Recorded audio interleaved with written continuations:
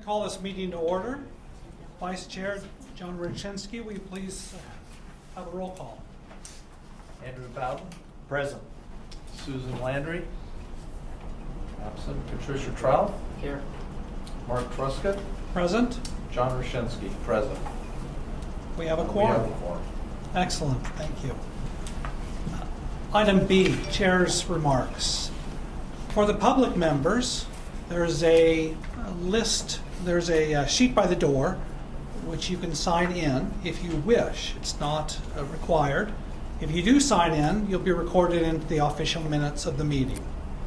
Also, LATC voting requirements, all motions and seconds will be repeated for the record, and votes on all motions will be taken by roll call. Today we'll have lunch at approximately 11:45 a.m. and we'll take a brief break for that lunch period. Public comment on items not on the agenda. Item C. No public comment. We'll move on to item D. Trish, will you please lead this? Okay, update on the Department of Consumer Affairs. We were provided a letter from the department dated February 3rd to Laura Zuniga, Executive Officer. And it reads, "Thank you for this opportunity to submit a written update from the Department of Consumer Affairs to the Landscape Architects Technical Committee. You'll find below an update on recent department activities. Director's Quarterly Meeting and Individual Program Meetings.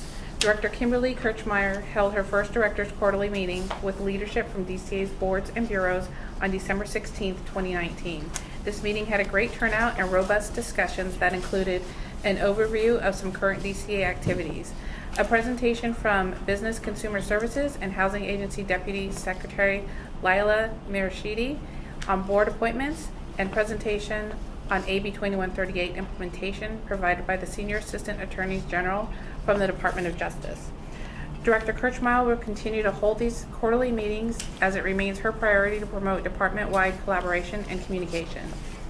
Director Kirchmeyer also endeavors to hold one-on-one meetings with all DCA's boards and bureaus to learn more about goals and issues each is facing. With consideration to the current vacancies in some deputy director positions, including the chief deputy director position, Director Kirchmeyer seeks to schedule these meetings once the department's executive team is staffed. Regulations Unit. As has been previously reported, DCA's legal office recently created a regulations unit to directly assist in the processing of departmental rulemaking proposals.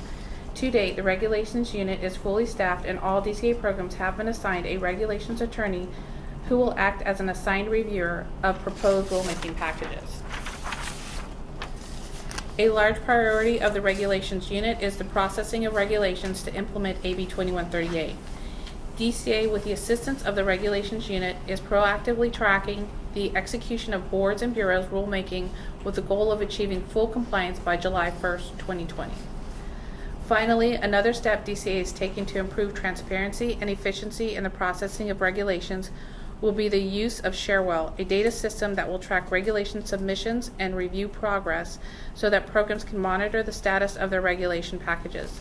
The department is currently working on the development of this system. Fiscal reports. DCA Budget Office and the Office of Information Services are in the testing phase of a project that will allow programs access to budget expenditure reports on a similar schedule and to a similar level of detail as the previous CalSTARS reports. Staff are utilizing data that is extracted from Fiscal and combined with budget information in the Qbert system to create a monthly view of program expenditures compared against budgets. The plan is to release the new expenditure reports in early 2020 for fiscal year 2010-2020. Eventually, these reports will be able to run on demand through the Qbert system. Revenue reporting efforts have just commenced, and we anticipate release a month after expenditure reports are released. Board member orientation training and Form 700. Dates have been identified for the 2020 board member orientation trainings. The first training will take place on March 25th in Sacramento. Thereafter, trainings will be held in June in Southern California and October in Sacramento.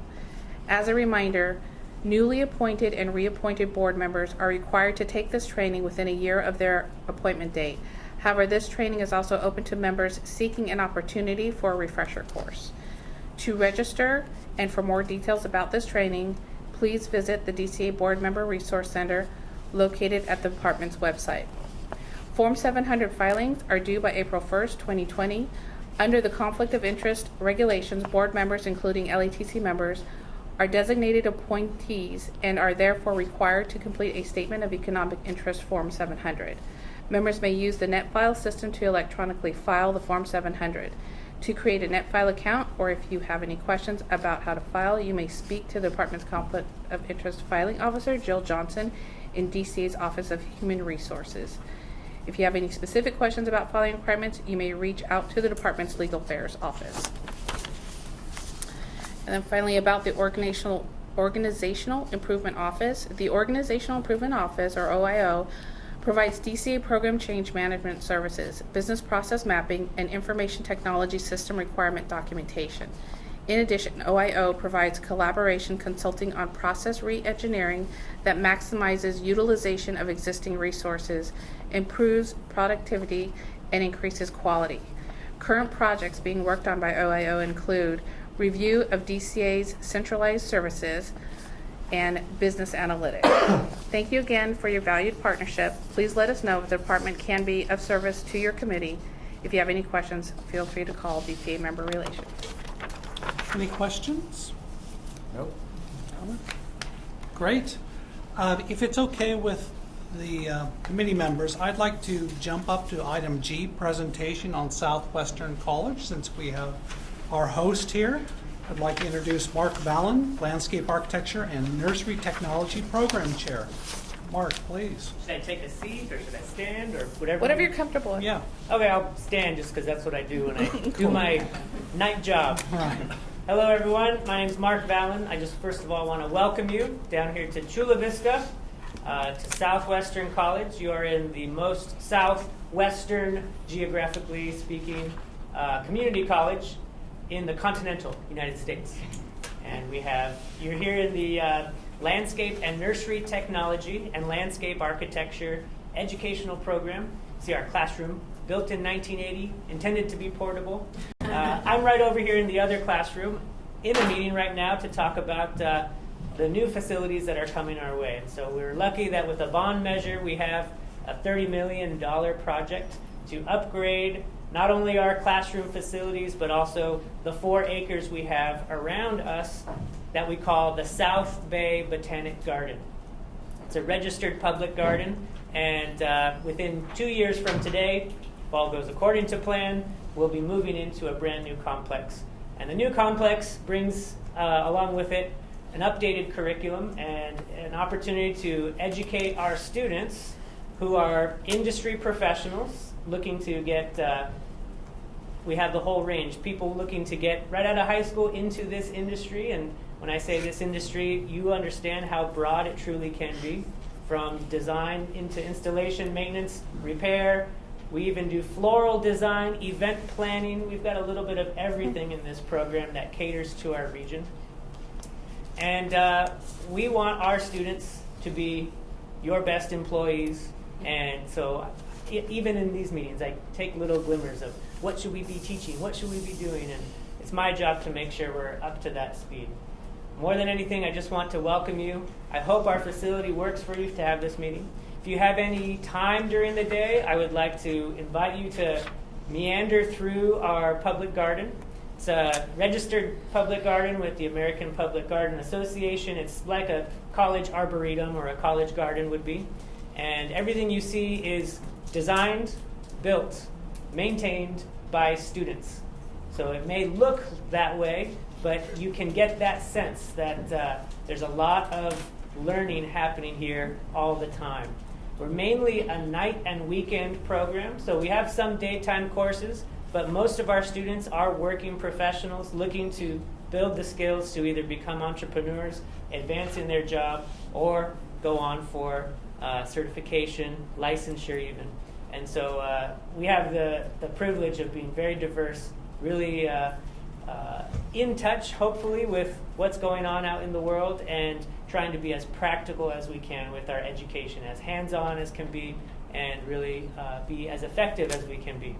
I have business cards right here in the little holder, I also have flyers that are for everybody of the classes that we are offering this semester. We're on a 2-year program, and so everything kind of rotates through within 2 years. If you have more questions about the educational program or how we can be in touch or connected, I would love to be able to reach out and communicate with you.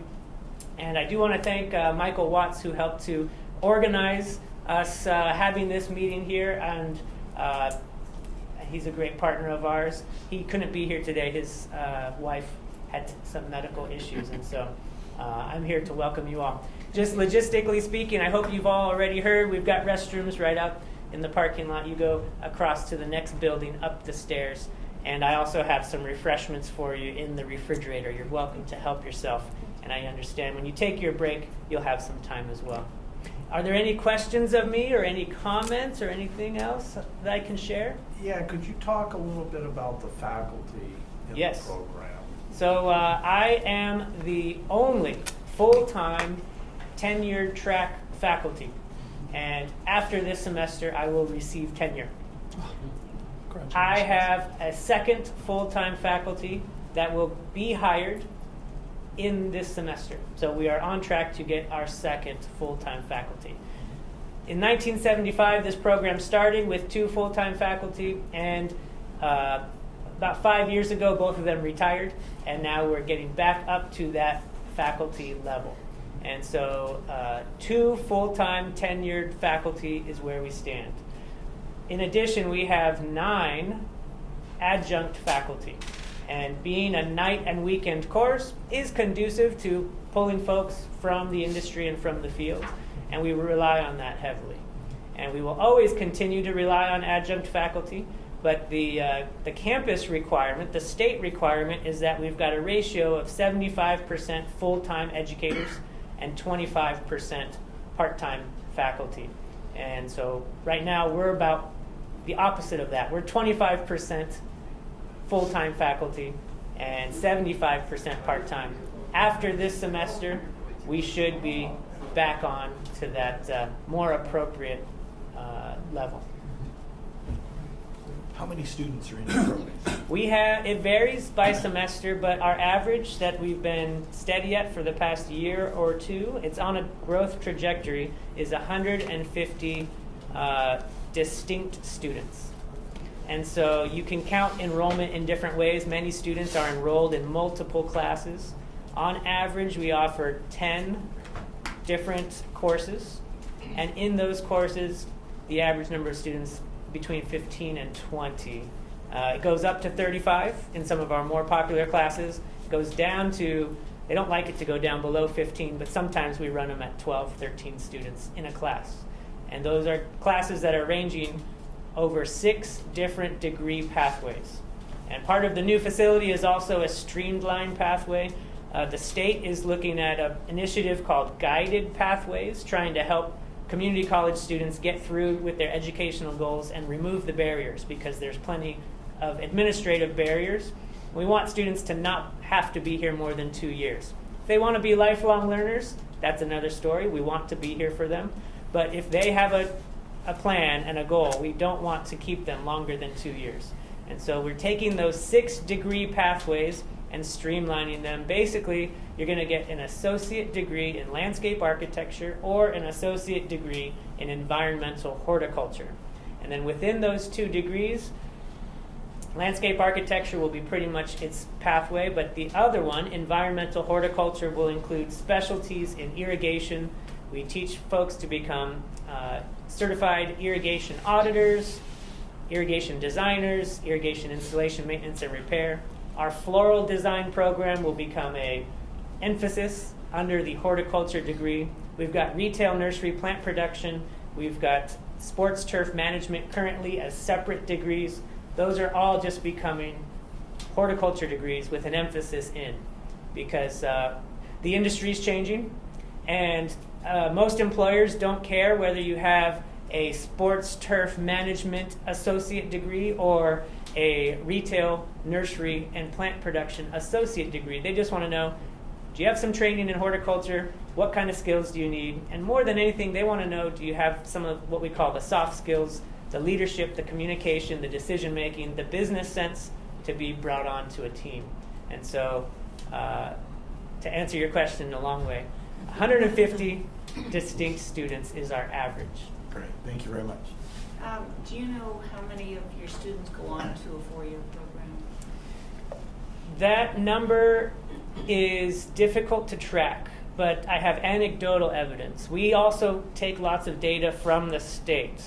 And because many of our students are in this unique category that we call skills builders, they're not right out of high school and they're not on a full-time student pipeline into a four-year degree.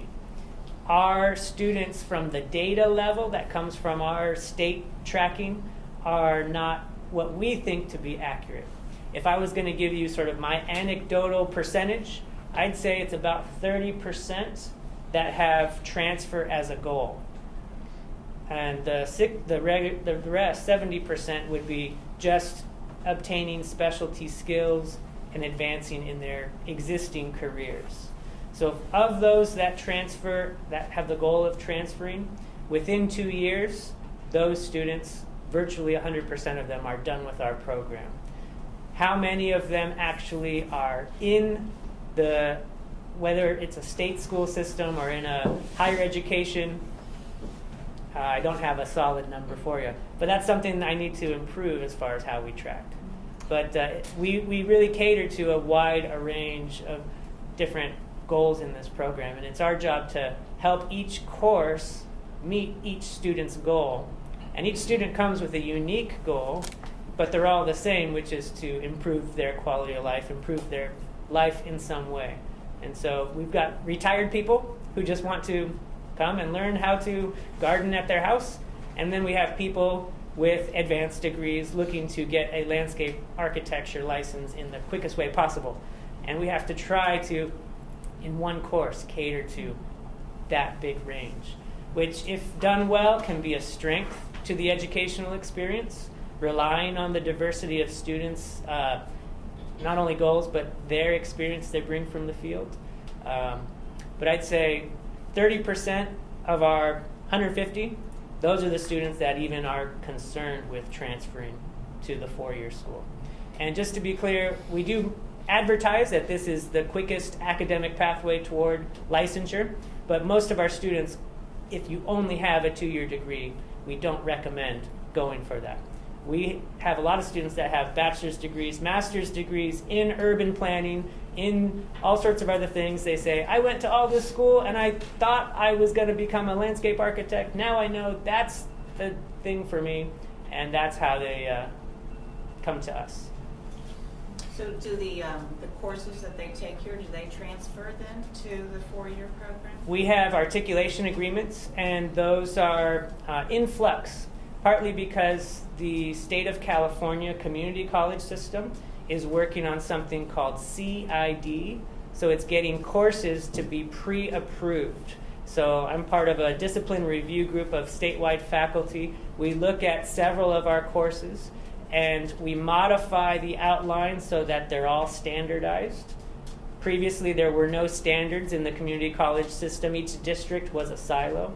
So we're getting those to be what's called CID approved, and we have what we call a transfer model curriculum. And it's a degree which is designed to be a transfer degree that gets you into a state school at junior level, guaranteed. It's like a pre-approved degree. Currently and historically, our students have gone on a case-by-case basis, portfolio reviews, syllabi reviews, to try to assess what standing our students get placed at. And it has varied. And typically our students, and our most common pathway is up to Cal Poly Pomona. Most of our students go in between they get 1 year credit and a half. So they don't get to go in as full junior students and get out in 2 years. They get to go in with a year plus of credit, and then they need to take some additional units. The number one thing I've been working on is to make sure they don't have to retake courses just because we don't have them pre-approved. So our Introduction to Soil Science, our plant materials courses, And outside of the landscape architecture realm, the plant propagation, all will transfer to the state school, no questions asked, because they've gone through this CID process. And so, used to be case by case, and now it's getting much more streamlined. That's only at the state school level, but the UC system is now recognizing that that is a certificate and a credential that works, and the UC will soon, we project, hop onto the CID system as well. So it does mean some alteration to our curriculum, but that's the fun that I get to do constantly. So what is CID for?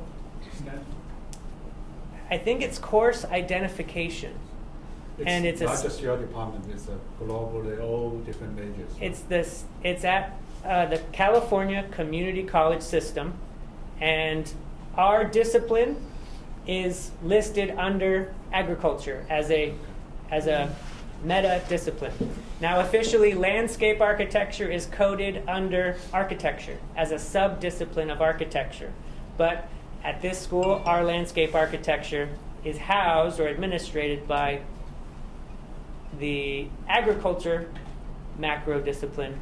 But at the state, it all gets coded, and it's a California Community College initiative to get everything, as much as possible, standardized, so that if you take courses at Cuyamaca College, which is the next one to the north, or up at name your pick of the 115 community colleges in California, we want the courses to at least be following the same outline.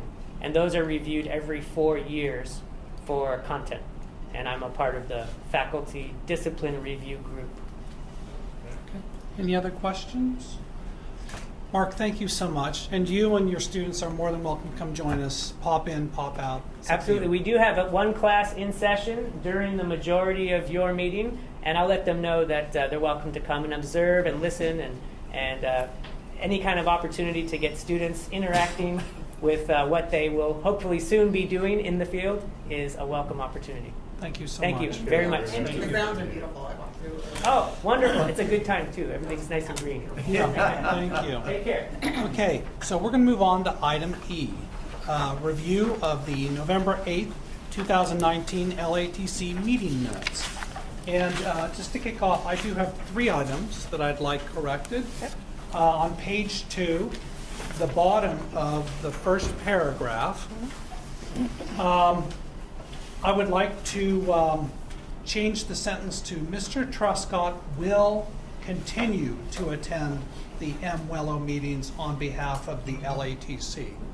So I just suggesting we take a couple words out and change it to will. Oh, that's sure. Okay, and then on page 11, item M, there are 2 instances where my first name is misspelled, so I'd like it corrected to M-A-R-Q. Where's this at? We changed Item- your name. Item M, page 11, item M, there are 2 instances where Okay. Mark is spelled with a K. I apologize for that. No, that's fine. Yeah, often I get it from Marge, so that's fine. Are there any other recommended changes to the minutes? Not changes, but I do have a question for a couple of things. In that meeting, let me go back.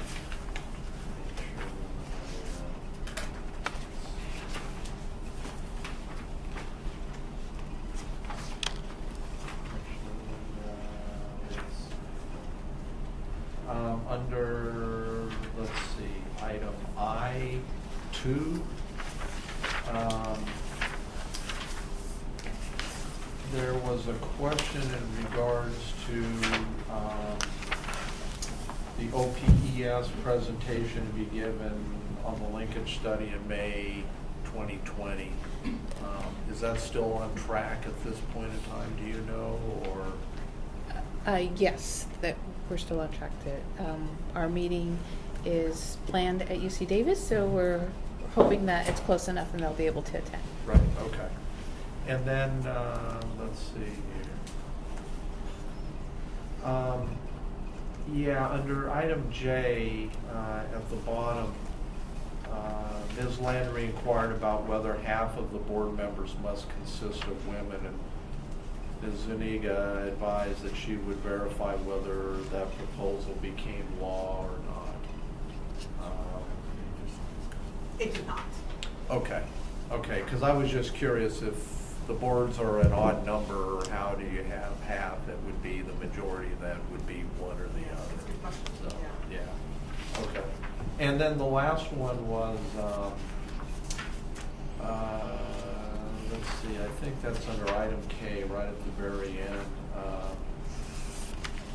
Mrs. Trouth and Landry and Mr. Rashinsky expressed interest in having a presentation at the next Latc meeting regarding the extent of the training program, QSD training requirements, and how landscape architects currently interact with the program and become QSD certified. Obviously, that's not happening here, but are we still looking at some point? Our intent was to have it at this meeting, and they were unable to make that, so we will continue to work with them, and hopefully we'll aim for the next meeting. Okay, Or I think actually, yeah, the next meeting. okay. And Davis. I'm sorry.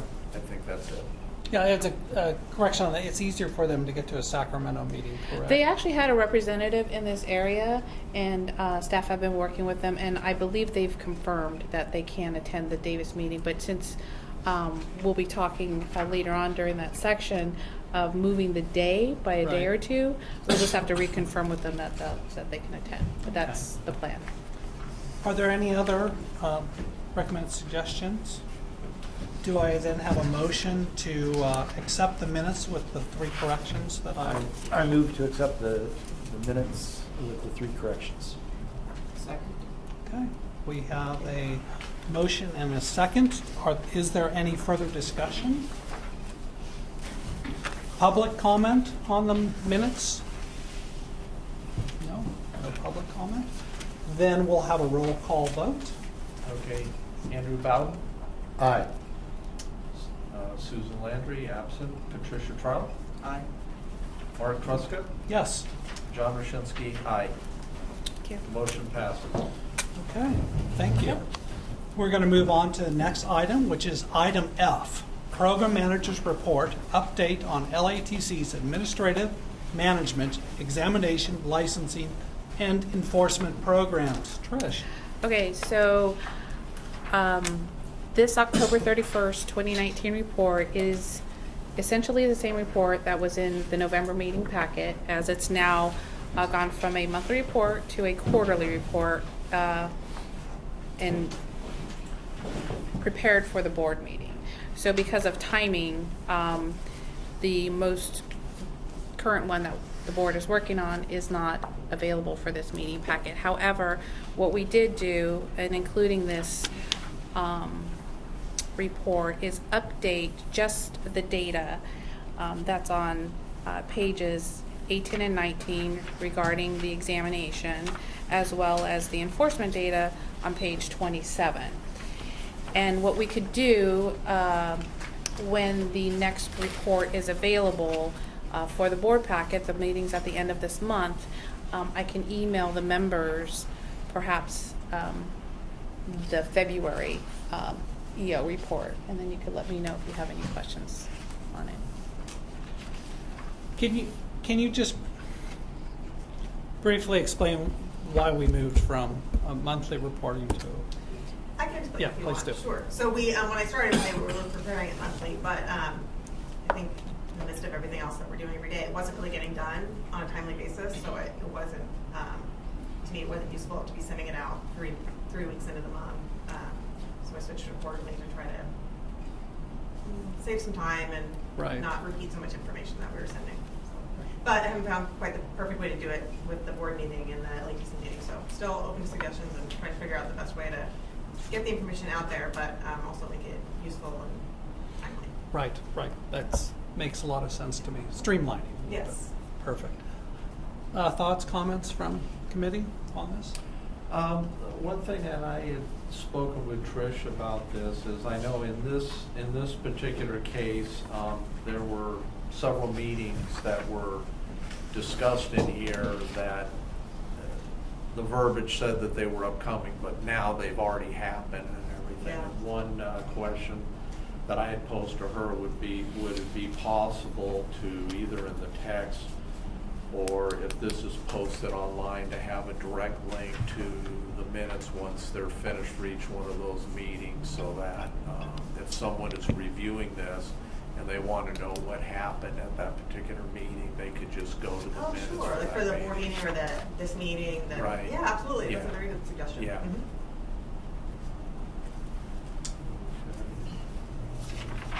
Other thoughts or comments? John? On the business modernization,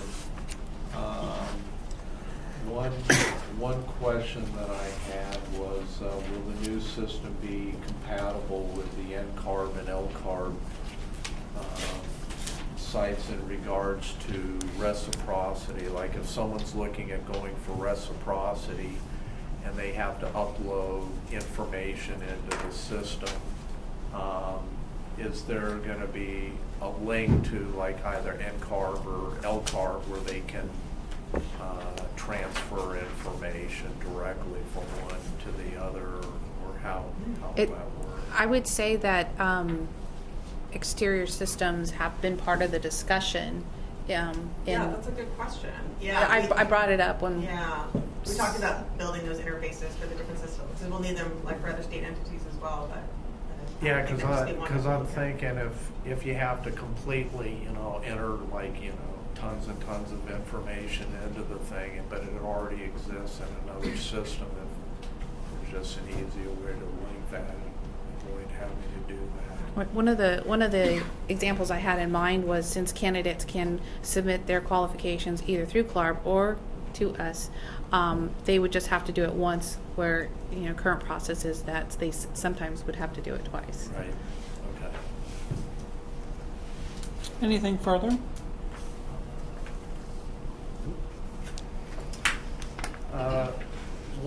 One question that I had with Trish was in regards to, on page 3, contest of citations, informal conference. One question that I had is if someone's notified that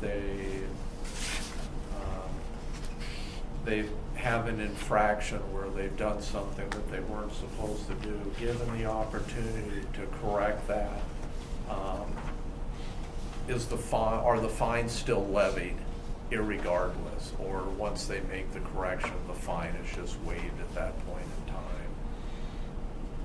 Do we know any? So if we Depends. issue a citation that has a fine amount with it, the fine isn't, once the citation becomes final, the fine isn't waived. Okay. So, if they go through the informal conference process, that could be part of the decision-making in terms of whether to reduce or eliminate the fine. But once it's final, the fine isn't waived. Okay, and the final decision would be a result of that consultation? Right, so someone who receives a citation has a couple options. They can go through the informal conference process, and they could stop there and be satisfied with that decision, or they could pursue a formal hearing through an administrative law judge. So Okay. if they do that, then it's not final until that hearing process is over. Okay. Anything further? I think that was it for me. Excellent. Excellent. Thank you, Trish. We've already heard item G, the presentation from Southwestern College. So we're going to move on to item H. Discuss 3 of our 2019-2021 strategic plan objectives. Trish, would like to kick that off, please. All right, thank you. So we're currently in the middle of our strategic plan. We're making progress on all of our objectives. My plan was to, in December, our December meeting, our last meeting of the year, have an agenda item where we walk through the status of each of the objectives so that we can, provide the members with where we are, since we changed the plan from a 2-year plan to a 3-year plan to see how that's working. And then just plan out the final year along with any dedicated resources that we'll have for projects such as business modernization. So our first objective that we're going to cover today. I'd like to introduce Sherry Gyro from Department of Consumer Affairs. The objective was to develop an online tutorial to clarify the licensure process for candidates. So go ahead, Sherry. Good morning, everyone. Hi, nice to see you guys. So yes, staff requested that I produce this tutorial, so I took the bull by the horns and got it done. And they did it because they said the path to licensure for candidates can be confusing at times. Like when you click on the website, it's hard for them to understand the order in which they need to follow. So we produced 3 separate videos to help guide your candidates through this process properly and with ease. And so we did 3 separate videos, like I mentioned, and here are the topics. Exams, the whole examination requirements and the process that the candidates have to go through that. The education and training experience. And then the third one is the whole licensure application process. And we produce these videos under the guidance of staff. So I'm going to come over here, or hobble over here, and I will get started if you want to take a look up at the screen. And I'll start with the first tutorial, which is the examination process.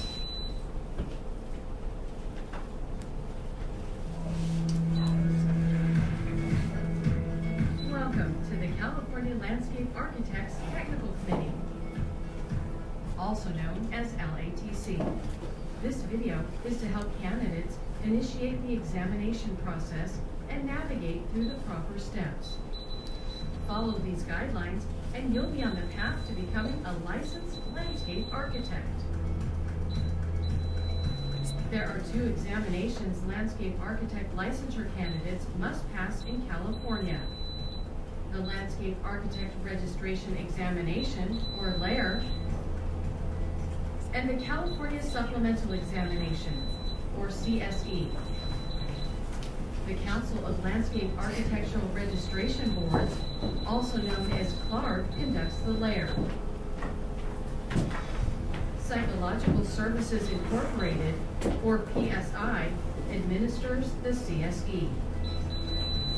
It's important to note that before sitting for the LAIR, prospective California candidates must apply for pre-approval by submitting an eligibility application, along with a $35 fee, to the LATC.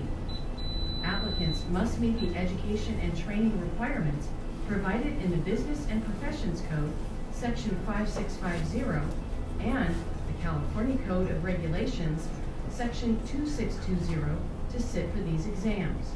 Both can be found at latc.ca.gov/ACT.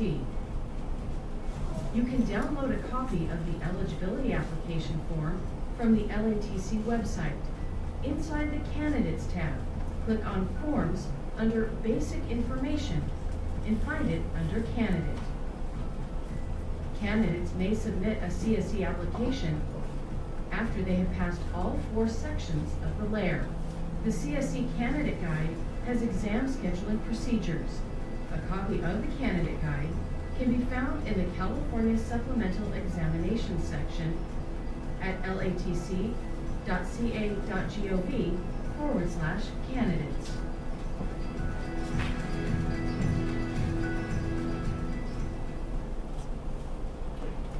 So that is the tutorial on the examination process. And so the second one is about the education and training requirements.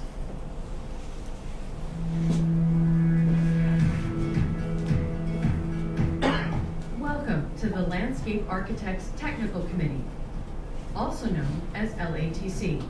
This video is to help candidates understand the education and training experience required to obtain a license.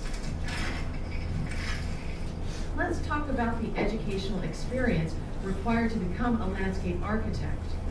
All candidates must complete 1 year of education credit. The California Code of Regulations, Section 2620B, has more details. Qualifying educational programs must include a degree extension certificate in landscape architecture, or a degree in architecture approved by the National Architectural Accrediting Board. Candidates must supplement their earned educational experience with training experience to meet California's 6-year total experience credit requirement. They may earn their training experience under a licensed landscape architect, or civil engineer. For more details, check the California Code of Regulations, Section 2620A, 10 through 13.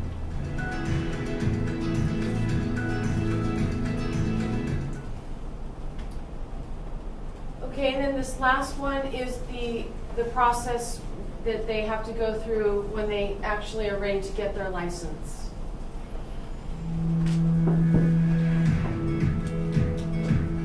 Welcome to the California Landscape Architects Technical Committee, also known as LATC. This video is to help candidates initiate the licensure process and navigate through the proper steps. Once a candidate meets all the educational and training requirements, it's time to get started on the license application process. First, submit the eligibility application along with a $35 fee and supporting documents to LATC. If you already have a Clark Council record that verifies qualifying education and training experience, LATC will accept that information in place of the supporting documents. All first-time California candidates are required to complete and submit an eligibility application to LATC. All materials must be received at least 45 days prior to the start date of the scheduled LAIR administration for which the candidate wishes to receive eligibility. LATC will send a pre-approval notification through the U.S. mail. Applicants with educational experience as outlined in California Code of Regulations Section 2615A2 will receive pre-approval for LAIR Sections 1 and 2. However, a certification of experience or Clark Council record verifying sufficient training experience must be submitted to LATC to receive pre-approval for LAIR Sections 3 and 4. Next, establish a Clark Council record if you don't already have one, and register for the LAIR sections. Candidates must schedule and pay for each section separately. The LAIR is divided into 4 sections. It's administered 3 times a year during a 2-week period, in April, August, and December. All sections can be taken at once or taken over multiple administrations. You are not required to take the exams in any order. After passing all 4 LAIR sections, submit an application for the California Supplemental Examination, or CSE, to LATC. Go back to the Candidates tab on the LATC website to find the application in the Forms section. The application evaluation fee is $35, and the exam fee costs $275. You will receive the candidate guide in the mail from Psychological Services Incorporated, or PSI, which includes instructions to register for the CSE. The next step is to establish an account with PSI and schedule your appointment to take the CSE. After passing the CSE, PSI staff will provide an initial license application to the candidate on site. Submit the initial license application and a $400 initial license fee to LATC via the U.S. mail. Please allow up to 6 weeks to receive your license. Following these steps will help ensure a smooth process to becoming a licensed landscape architect in California.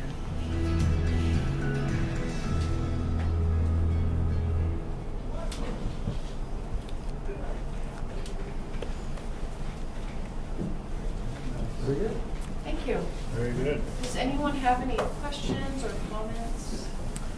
I have a question. Okay.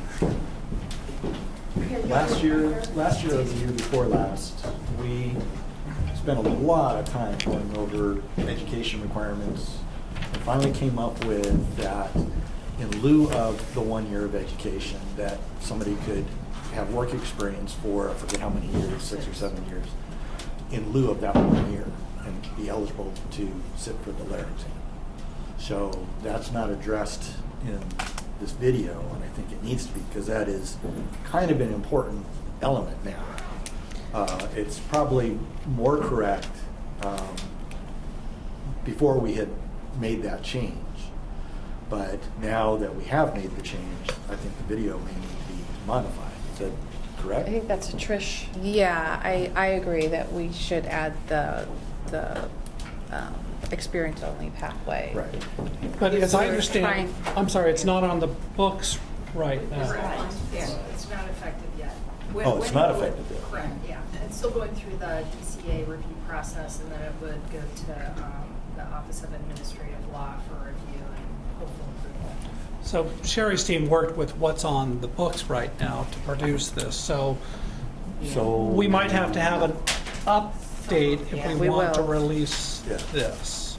Do we have any idea when it will be approved? Because it's been at least a year and a half. I'm not sure where we are in the process with It's that in particular. your report. Yeah. But that's not the most updated. I mean, I think it is important to see where your packages are. Yeah. Because you may start to see significant delay in approval. A lot of the delay right now is the DCA legal affairs and budget review of all of the AB 2138 packages. There's 40 of those. And then there's review of the regulations for all of the boards in sunset. So there's kind of a priority right now. We have a lot of packages we're trying to get through. I can tell you that I have pre-approved this package in particular and most of the others that you've already approved. Now it's just up to getting it through the final two processes in DCA, budget, and legal affairs. Then it would go to the director, then come back to the board for 45-day comment period. Yeah, and then you submit a final statement of reasons. You know, there's a whole process. So could we maybe for our next meeting kind of get a status report of like where we are, whether we're 50% through or 75%? We can send it out after this meeting Yeah, to all of okay. you, and then we can include that as an item. Or, That'd be great. Yeah. Yeah, I've had Just some discussion people items call then. me about it, so. Oh, okay. Yeah. Yeah, because Sherry's group has done a great job of putting these videos together. I'd hate for them to be obsolete before they even hit the street, kind of. a thing, Yeah. so. Chances are they won't with the way the regulations move, but that's Right. not really ideal. So absolutely, we'll get you an update and take it from there. Tiana? Yeah, a comment, question. Excellent work, Sheree. Thank I you. hope it's not the LATC copyright. The Architects Board probably should emulate it. I think the video-based information really helpful. People are busy, just look at it, and then they can go to the details. It's excellent, really. Thank you. Question though for the board and staff. So in LATC, does our own exam registration all these requirement, not LCOP, how do you call it? Clark. NCOB does No, all the, Clark. yeah. Clark. And a club, that's Yeah. right. Clark. They are not handling nationally, so that each jurisdiction just take their data. Some Which jurisdictions has an option, right, it says. have to give pre-approval for the LAIR, and California is one of them. Some jurisdictions can apply directly to Clark. Okay. So are we keep almost the same data as, if we approve, they can use cloud service. So we state also keep the same data when they enter their experience, their education? They end up with a Clark council record, I believe. So just one place, not both places?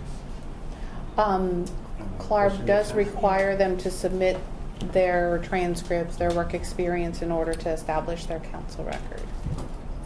And then Clark will send that data to LATC? Do they share it? Or do they need to? So it works one direction. We will accept their council record as meeting the qualifications for our exam, for us to qualify them for the LAR. But if they go through LATC first, then they have to resubmit all of that information directly to Clark. Clark will not accept it from us. Now, so you have to go through CLARB in order to qualify for the LARE? No, you have to go through Clark to register for the LAR. You have to go through us to qualify for it. Right. But does that require establishing a record with that? Because I'm a little confused on that. My understanding is you can completely bypass CLARB if you want to. That's correct. Right. To because there qualify. was one point in the video where it was talking about, it sort of insinuated, at least the way that I thought I heard it, that you have to establish a CLARB record. If you don't already have one, that is in there. You have to establish it once you're qualified in order to then take the test. Okay. So you have to essentially register both with CLARB and with LATC. The benefit to an individual perhaps to register with us, say, instead of CLARB directly, would be perhaps somebody who wasn't sure if they met, say, all of the experience requirements. Then they would not need to pay for a council record, and they could earn the remainder of their work experience that's required, and then at that time apply for the LAR through CLARB. To clarify, that's because once you open a council record, you need to pay annually to maintain That's that right. record. Right. If you don't have all the experience, you're paying to maintain a record that you don't really need until you take the sit That's for the correct. LARE. Okay. That's correct. Good point. So to simplify the question, if I'm an applicant, I do not require to have open or apply a CLARB account. All I need is work with the LATC. As a candidate, yeah, you could just work with us. Very different from architecture. But you can work with CLARB as well. Some people just prefer that. I think they get different information depending on who they contact first. I think they do, yeah. It is kind of confusing. So Yeah, I if think it- it's a little confusing on the applicant part. Yeah. So if we can make it real clear on the video. And so, just to make sure I understand, you can work to a certain amount, but eventually you're going to have to Go apply through through to CLARB. Right, But you can apply to CLARB at the very beginning, You can. or you can wait and get a certain amount of experience and then do the CLARB? Is that correct? If you went to CLARB directly first, they would establish a council record, and that would provide us with all of your experience in education. Provide us being LATC. LATC, yes, CLARB would give that information, share that information with us. right. Okay. Still not clear. So do I have to register with CLARB, or I just need to work with LATC to take my LARE? You have to do both. I don't think- I Yeah. don't think you can take the LARE without having. So at some point, I must register with Yes. CLARB. Right. Yes. It's just a matter of whether you do it And at the very beginning or that's towards the end. applicant's decision, doing it early or doing later. Yeah? Yes. Yes.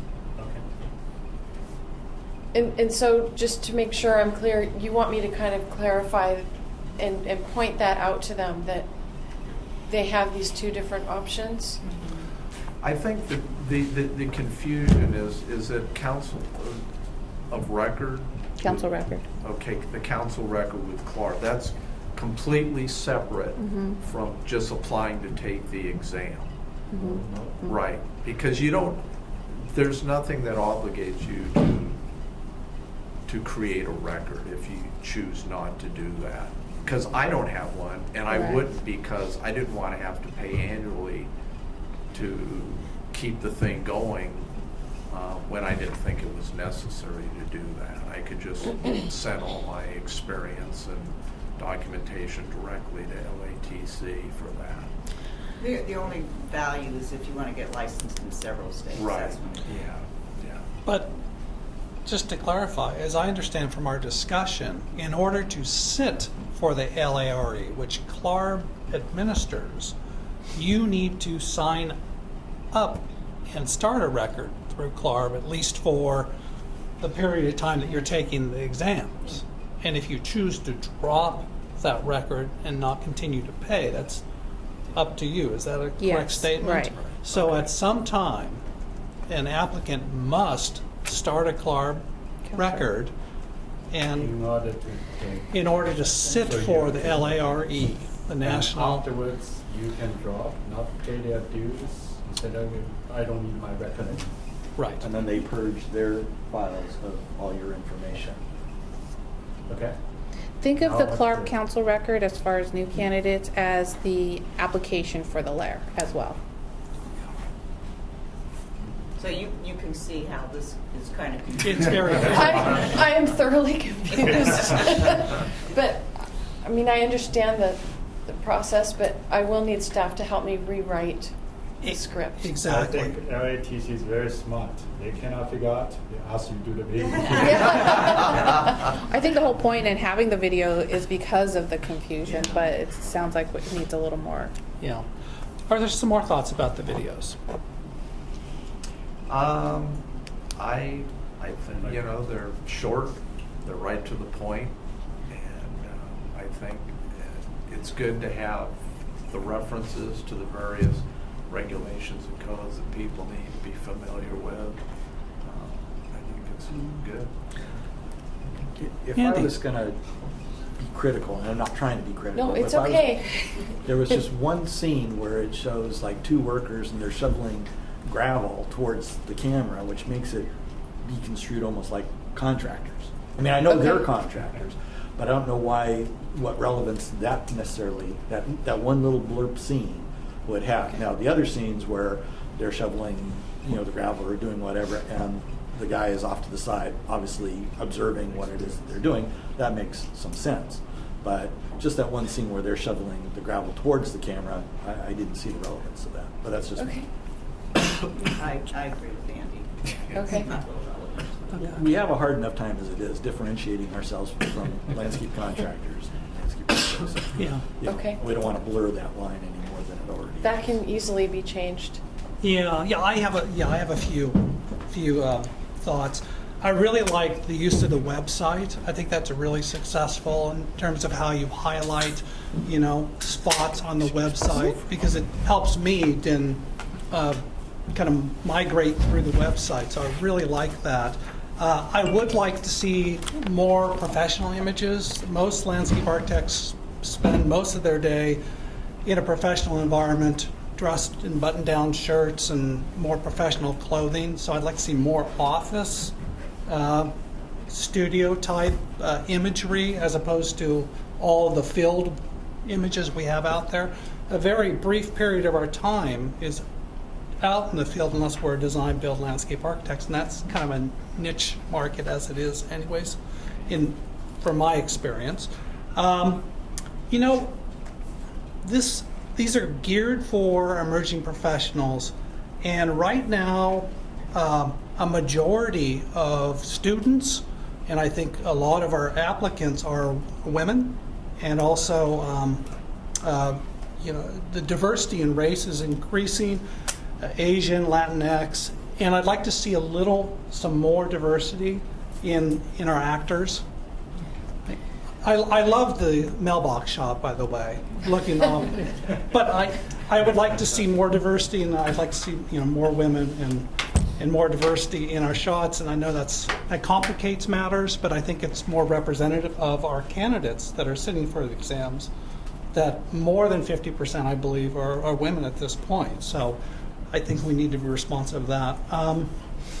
And then last, I think you guys have done a really nice job for a first cut at unpacking all the information. It's really Thank you. complicated, and I like breaking it into three. So I think we're close. some tweaks and a full, as best we can, understanding of the CLARB, the application process, and I think we'll be in a really good spot. Thoughts, additional? I can tell you that I understand what you need. Right. It's going to be challenging because we do not pay our actors, and it's very difficult to find them. I mean, we're working on a shoestring budget. We're Right. working on a zero budget, really.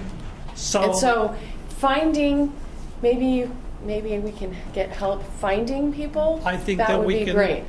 locate emerging professionals in the Sacramento market, since I think that's where you're working, and or students from UC Davis. So we're growing from the pool. Great. I think we can work with you on that. The local professionals can work with you on that. So maybe you can get some of that. That would be very helpful. Okay. And I'll be happy to assist working through the staff in pulling that together. Okay. Thank you. Thank you. Appreciate it. Mark, Yes, can I please. adding on to your comment, no, not the one I want to be the movie director,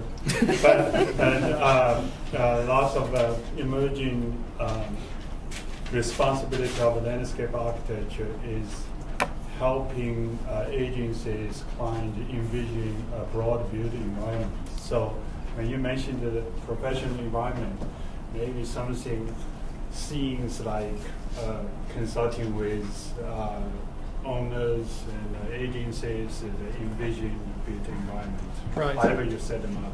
Right, right. I'm sensitive to your staff and your budgets and stuff like that. So I think we can get what you want. Is it okay if we take? Do we have any public comment on this? I think we're all throwing darts at for sharing. Vice President. I do agree about the diversity and also the professional aspect. I think that would be really good. It gets complicated. Dylan's being the director here, I guess. But, I think those are really good. Do you think it would help your students understand the process? I'm not a teacher, but the classes I took, yes, definitely. I think those are very clear. I know there's a CLARB, and that kind of was a little bit of a confusion thing there, but that seems easily definable and once you understand it. But I think showing more of the design process in the professional environment would be really, really helpful, I think, just as far as, and also maybe the diversity of clients, not to cram into a short 10-second or 5-second video, but maybe there's multiple panels kind of going, and with video editing software, maybe just a little more professional plan sets, or just something, just kind of, kind of elevating it. Contractors, it's an excellent point, often get confused with contractors and so forth and so forth, and just getting it to landscape architecture, design, professional, overarching. Great. Thank you so much, Joy. Thanks, Mark. I just had one thing that since you asked. Yeah, but I I'm asked. sitting here thinking when you're talking about CLARB and LATC and when the candidate engages with each, we're all very visual people, and I wonder if something like a flow chart would help, where there are a couple different routes of where they can plug into CLARB. And I don't know, I'm a landscape architect, so a flow chart, something kind of visual like that, of how they might work through the process, might communicate that. That's my only thought, sitting here just listening. That's great input. Thank you. Just one other comment, since we are, we're kind of in that interim point where the requirements are going to change, the pathways, is that on the website anywhere, or can we integrate that in anywhere? In terms of the upcoming, the question is the upcoming rule changes that are going through the process in terms of a work experience only pathway. Is that something that can be advertised on the website as coming in the near future? I think our regs are posted on our website. So the regs are, your meeting materials are eventually, once you get to the 45-day public comment period, then it will also be posted there. Okay. The text that you're proposing and the notice of the text itself. Is the initial statement of reasons posted? On that, I can't recall. That will not be posted. Traditionally, they're not posted, Okay. and you just write to the board to receive. Right, so that's just the information on the website. I would say that I don't think it's a good idea to say, hey, it's coming, because we have no idea when this is going to be approved. I can tell you, I mean, looking at your meeting materials, it was submitted, the pre-review was concluded through my review back in June. Of what you, 2019. So, you've Oh. also got your disciplinary guidelines going through. I mean, you have multiple packages happening right now, but I think this might be the oldest. Okay. So, yeah, I would not recommend making a statement saying this is coming until, perhaps you have put up your 45-day public comment period, and then, that'll go out to your listserv. You could, put a statement on your front page saying, hey, we've initiated the process and something like that. But I would hold off on doing that until you get a little bit further in the process. Great. Thank you. Any other comments on the video? Otherwise, I'd like to move on to the second item Okay. in our 3-item package. Thank you so much. Thank you. And just really quickly, I'm assuming this is going to come back to us in the near. Oh, yes, I'll want. work on it and Great. get it back to you. Thank you. Mm-hmm. Okay, so we have item number 2, Trish. Okay, let me find the question for that one. Okay, 2 and 3 go hand in hand. The second objective is to educate the different jurisdictional agencies, state and local, about landscape architecture, licensure, and its regulatory scope of practice to allow licensees to perform duties prescribed within the regulations. And as part of that discussion during our strategic planning, the third objective was identified to research regulations governing allied professionals to better understand their scope of practice as it relates to landscape architecture. So under item H2, we first started with, we were thinking, okay, outreach to the different jurisdictions. We thought we'd prepare a letter. After preparing the letter and kind of being educated ourselves about what our role is and as it relates to the jurisdictions and how they regulate their ordinances, we didn't really have the authority to tell them what to do. So we kind of nixed the idea of the letter after working with DCA Legal and identified the board's building official information guide, which is contained within this section, which has a chapter or section on landscape architecture. We prepared some proposed language, which is in tracking, to kind of clarify what a landscape architect can do. And in addition, while working with DCA Legal, we have also included proposed language in BBC Section Code 5659 that could be helpful, which reads, plans and specifications shall not be rejected from filing from a local jurisdiction solely on the grounds of the presence of a stamp of a licensed landscape architect as specified under this section. What we are asking the committee for is to review the guide, not to provide some input, but we're not asking for any action. I understand we still need, it's still work in progress. If you are okay with the proposed language in 5659, we're asking for an action to accept that language. Okay. So you're asking for potential action on one piece, the 5659, and then you're asking for input on the balance of these two items, correct? Right, and also if these satisfy, the tasks to educate the jurisdictions. If I may, it seems as if what staff working with legal counsel arrived at was that it's not LATC's job to advocate or market for landscape architects to do business. It's rather our job to make sure that regulations and code are in place that allows for it, right? Look at Tara. So I would say that you could, educate local jurisdictions about state law, but you need to be careful about the statements you're making. You should not make any statements that go beyond what the statutes actually provide. So if you're trying to address one concern at the local level, you need to make sure that you have either you or some statute provides you statutory authority, or there is protection under the statutes for that situation that you're trying to resolve.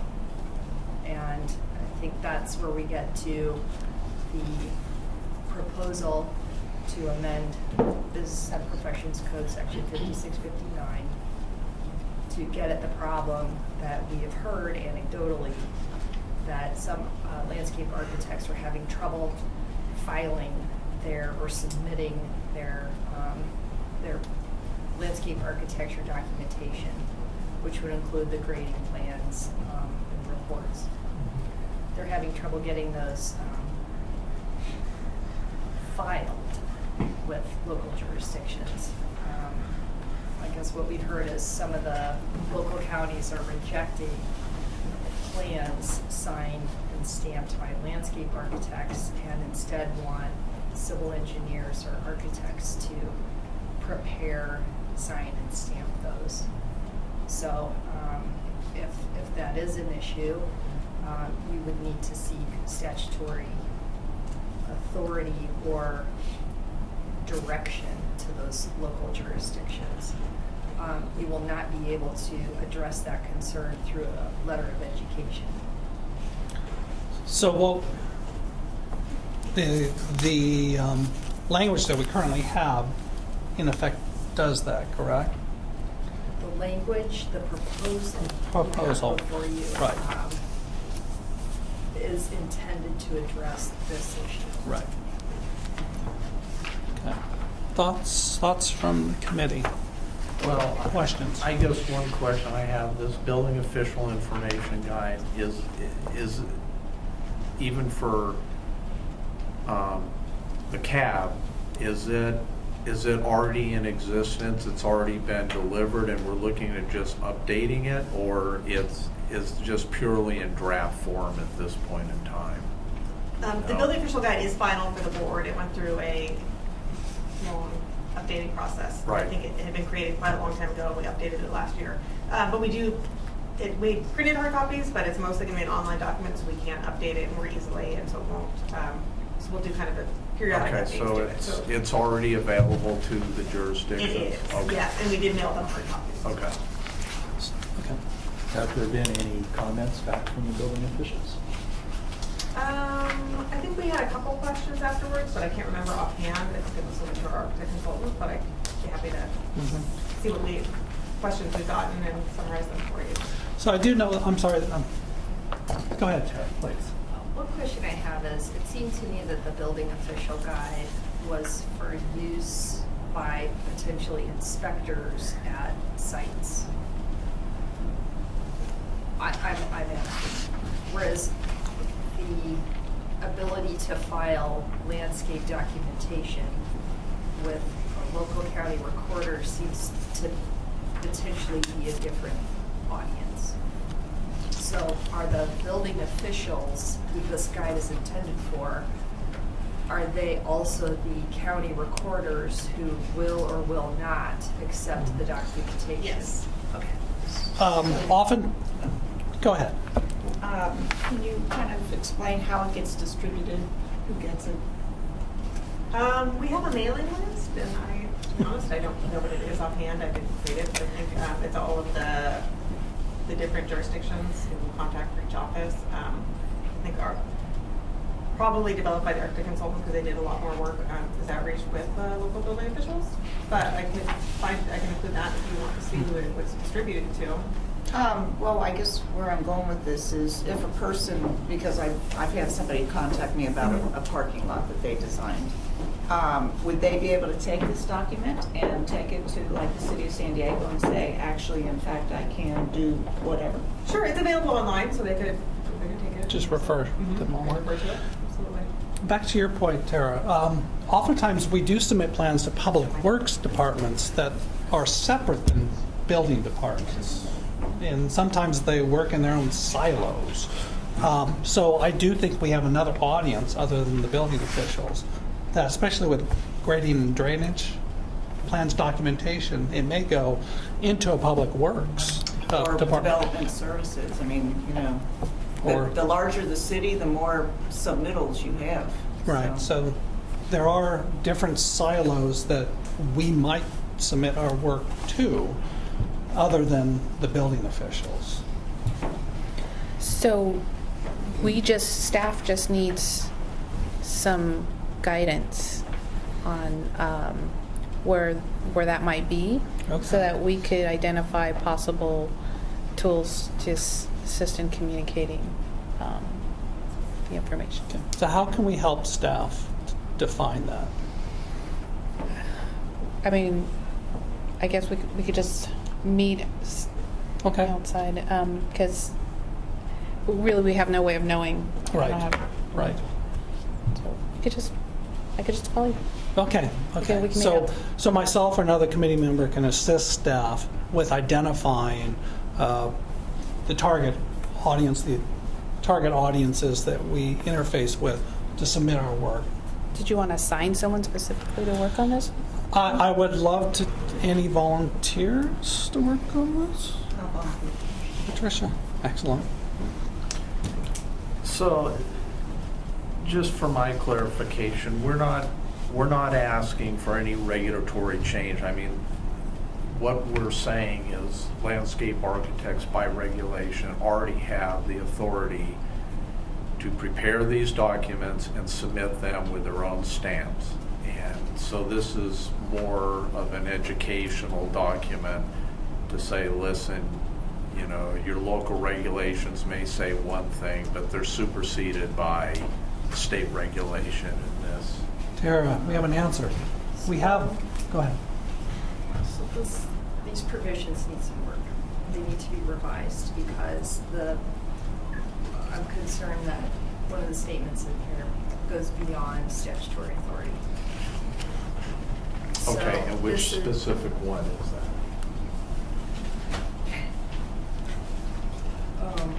It's number 5.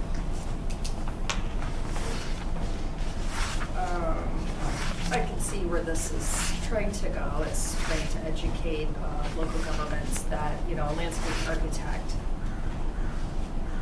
as a licensed professional has the ability to prepare drawings and plans and then submit them. But this potentially goes too far in that we're making a statement that the local governments have absolutely no control over what documents they will accept. It's not that they are prohibiting a landscape architect from doing a job, which is what Business and Professions Code Section 460 prohibits. What they are doing potentially, and I don't know what county, what jurisdiction they're doing this in, I'm just hearing a problem. I don't know who is creating the problem.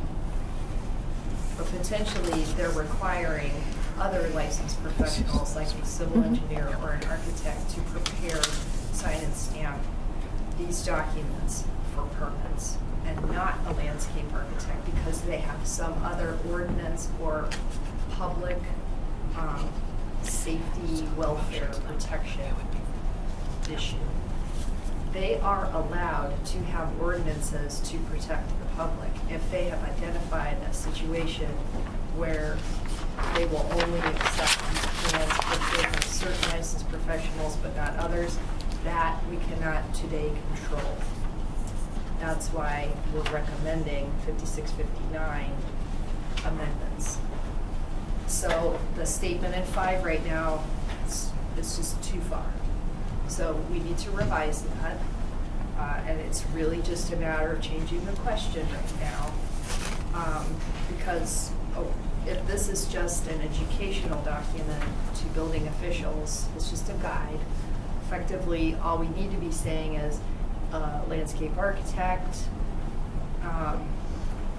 who is licensed by the state of California is authorized to prepare plans, drawings, specifications, and sign and stamp them. But we can't really today go any further than that. Tara, this is going back, I don't know, 10, 12 years ago when Don Chang was our legal counsel. And he wrote a letter on our behalf to the city of Riverside, county of Riverside, whichever department it was. Not exactly too sure, but that was one of the jurisdictions that was absolutely not allowing landscape architects to sign grading and drainage plans. And so it came up in his letter. I think if somebody could look that up and maybe provide that, at the next meeting, where it was kind of specific. Well, I don't know if it was specific or more generalized, but it basically, in my mind, said you can't prevent somebody from performing services that they are duly licensed to perform in the state of California. So if our Practice Act states that we can do grading and drainage, or landscape drainage, grading, whatever it states, then I would think that that's in regulation, and the building official can't say that we can't. I've seen the letter you're talking about, Andy, and I'd have to go back and look at it again, but it's always up to the locals to determine what it is they're going to accept and what they're not. So Okay. the same is true for plans submitted by architects, and so we run into this problem as well. So we would have difficulty trying to change that requirement. So just giving back history as to that particular instance, the concern was is that the person that was involved in this, the landscape architect that was trying to get their plans approved through the government official, was being asked to go to a civil engineer who had never worked on the project, had nothing to do with the project whatsoever, and sign and seal the project in lieu of them. Mm-hmm. And then the city would take it, which then transfers liability from them over to them, and that there was an issue with that. Was the civil engineer involved in the preparation of those plans? No.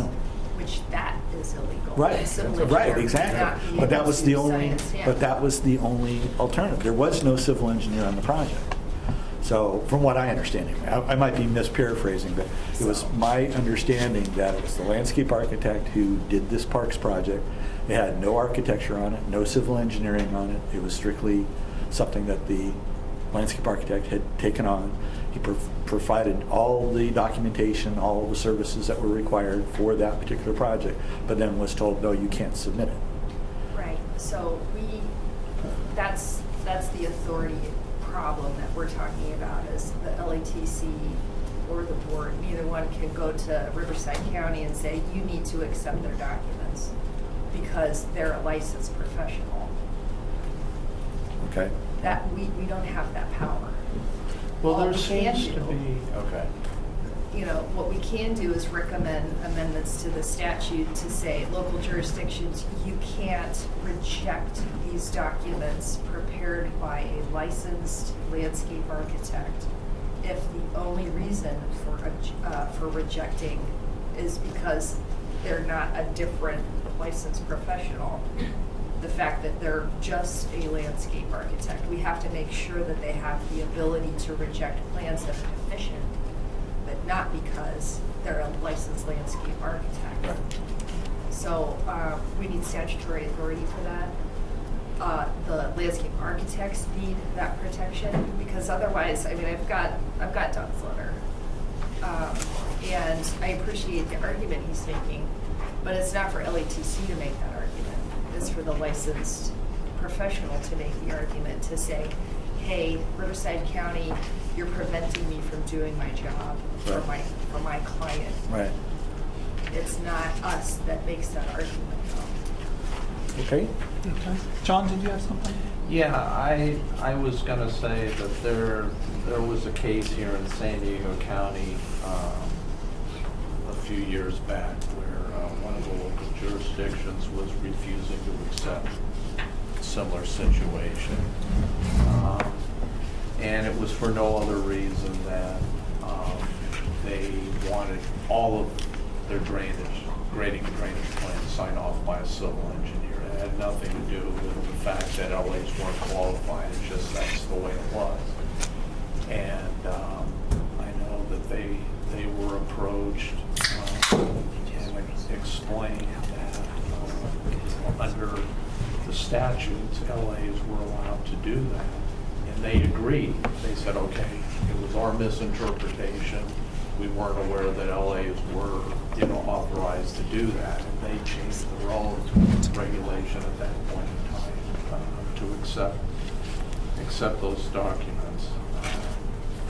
I guess one question that I have is when this is clearly a conflict between different regulations, how is that typically settled? Well, there is a hierarchy. It's federal, then it's state statute, then it's state regulation, then it's local ordinance. So if there is a conflict, which I have not been able to identify what that conflict is, other than it does not exist, there's no prohibition on rejecting landscape architect signed and stamped plans. What's the example? Is there an ordinance that requires Riverside County to reject plans that aren't specifically signed and stamped by civil engineers? And that's what we're talking about. If there's a conflict between regulations and ordinance, what's the language? I don't have anything like that in front of me. I only have stories. Okay. And so if it's just a matter of educating them, then we could just say landscape architects are allowed to prepare these plans and sign and stamp them. That's the education. We just can't go any further right now to say you must accept them. Okay, so we're looking at item H2 right now, and we have the building official information guide, and it sounds like that needs to be worked on a little bit. Yeah. Yeah, and Patricia has agreed to work with Trish and staff on identifying potential other avenues or groups that we need to reach out to. So we're going to work on that. Yep. Now, we do have one item in H2, which is a change to Business and Profession Code, a recommended change to Business and Profession Code Section 5659. That's attachment H2.3. And we are looking for some action on that. Correct, Trish? Yes. Okay. The new language is underlined. We're on the looking for a bottom. motion to approve the This- proposed language. This proposed language. So, And recommend it to the board. and recommend to the board. So I'd like the committee just to look at that at this point. Are we talking about inclusion of license number? Is that what we're? No, H 2.3 on underlined plans and specifications shall not be rejected from filing with a local jurisdiction solely on the grounds of the presence of a stamp of a licensed landscape architect as specified under this section. So what All right. question I have, we were talking earlier, is this inclusive enough? Plans and specifications, should this also include reports?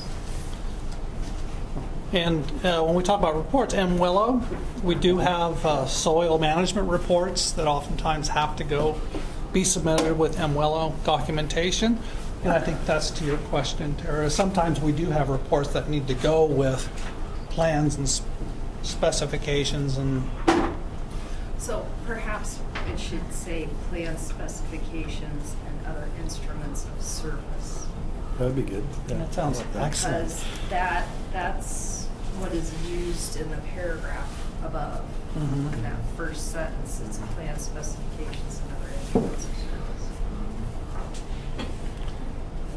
service. Specifically on this item, other thoughts, comments from committee members? Well, I do have a couple general questions. This was obviously prepared by the CAB. What are you referring to? I'm referring to Okay. the guide itself. And so that is the primary focus, and then there are, the various sections for the other licensed professions that are in here, which landscape architecture is a part. But one question that I have is because technically landscape architects are part of the CAB. They're represented separately through the LATC. Whether or not anywhere where it's talking about, like for instance, advertising of architectural services, whether or not in those instances we want to insert landscape architectural services as well. Architect/landscape architect. Right, and throughout the guide, there's a number of places where at least reading through that, I felt it'd probably be appropriate. Another example is on the page where it's talking about stamp requirement, where there's two examples of a license architect stamp. It might be good to have examples of landscape architect stamp there as well, so that there's no confusion, that it's clearly, these are acceptable stamps, that type of thing. Yeah. And in general, that's my general thoughts on it, that we want to make sure that there's no confusion as to where we as a profession, and as licensees fit into this. Laura, Tian, do you want to? Do you want to respond? Maybe send like your suggestions to me, and then we can kind of discuss those and Okay. figure out what makes sense practically. I understand what you're saying. Yeah. Absolutely. I see, well, certainly with the board warrants a discussion, but when I see the document, it will be far more repetitious. Every reference of the architect become inclusive Right. of landscape architect. So Right. I don't have an immediate answer to envision, to Well, visualize that's the why document. maybe to do away with some of the confusion, if it said architect/landscape architect on those items, only on those items that would pertain to both. So we don't have to list everything over again on the landscape architect section. Taking a note. Okay. Well, Go back and spend some more time on it. yeah, we're expecting this document to come back our way because of some input. So I'm going to redirect us once again to H2 point attachment H2.3, and I'm hoping for some any discussion, thoughts about the addition, Tara. So I'd also like to add the word such before plans, specifications, and other instruments of service. Okay. That way, we're specifically referring back to the specific documents that a licensed landscape architect can sign, date, and seal. So it would, in your recommendation is it would read such plans and specifications and such plans, comma, specifications and other instruments of service shall not be rejected from filing, ... Yes. Yeah. Comments, thoughts, motion? I make a motion that we accept the language with the correction that Tara had brought up. A second. Okay. Any- Are you also recommending the proposed amendments to the board? Yes. Okay. Is that, I see. okay. Further discussion amongst the committee members on this? Can I ask for clarification? Yes. So Tara, when you are reminding proposed amendment, what that means? Proposed amendment of this one, the plan, the specification, and the instrument of service, or proposed amendment of inclusion of landscape architect? This language added This into this language, section. okay. Yeah. Correct, so an amendment to Business and Professions Code Section 5659 to add a new sentence as is shown in underline on attachment H23 with the revisions that we've discussed today. And Mark, if I could Yes. just make a comment. So assuming this goes forward and goes to the board and they approve it, we will need that hard information about what the problem is that we're trying to solve with this proposal in terms of where the problem exists and some documented examples. Okay. Not for Patricia? the future, but just wanted to. I'm sorry. There you go. Patricia? Do we need to add to the motion that we're suggesting an example of a stand? Just- No, I think that's a separate, and I'm sorry, we have, that's a working document that's working. We're just dealing with this one bit of language right here. Okay? So, motion second, we've had discussion, public comment on this? No? Heads, no, no. Okay, then any other further discussion here? Okay, roll call, please. Andrew Bowden, Aye. Susan Landry, absent. Patricia Trout, Aye. Mark Truscott, Aye. John Roshinsky, aye. That Motion carries. That carries. Now, H3, H3, staff researched these allied professionals in order to work on H2. Yeah. In addition to the scope of practice that we have on our website, which included unlicensed professionals. So there's some overlap, but there's also some others that we've included here. So it's really just to demonstrate that we have completed this objective as far as researching the regulations. I'm not sure if there's any more action that the committee would like from staff for this objective. and we're referring to attachment H3.1 Correct. in terms of the staff research on allied professionals and what's in language currently, right? Yes. Okay. Comments, thoughts by the committee?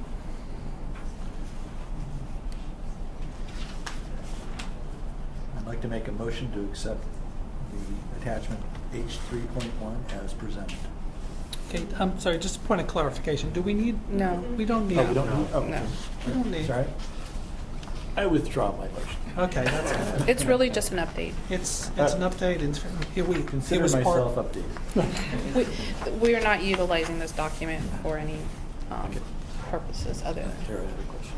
Answer my question. Okay. Okay. Yeah. Is this information posted on the website? Just as far as it's in our packet, but we have a different scope of practice document that is posted on our website. Right. This was just further research that staff did to help with the prior objective. And it's in our packet, so it is public. It's public record. It's on the website as part of this package, correct? It's in the package. Yeah. Any other comments? Public have any comments on this issue? Okay. I mean, looking at the time now, I'd like to recommend maybe we take a break for lunch. How much time? 30 minutes? Half hour? It's a half hour? Half hour. We're going to take a half hour break. Thank you.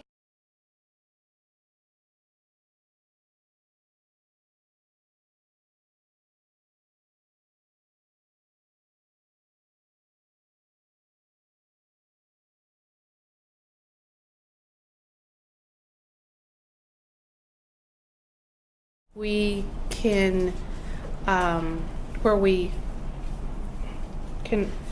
where we do clarify that can ask for an extension on their, we do this periodically. Do you know what section that is? It's 2620.5, and it's only with the layer.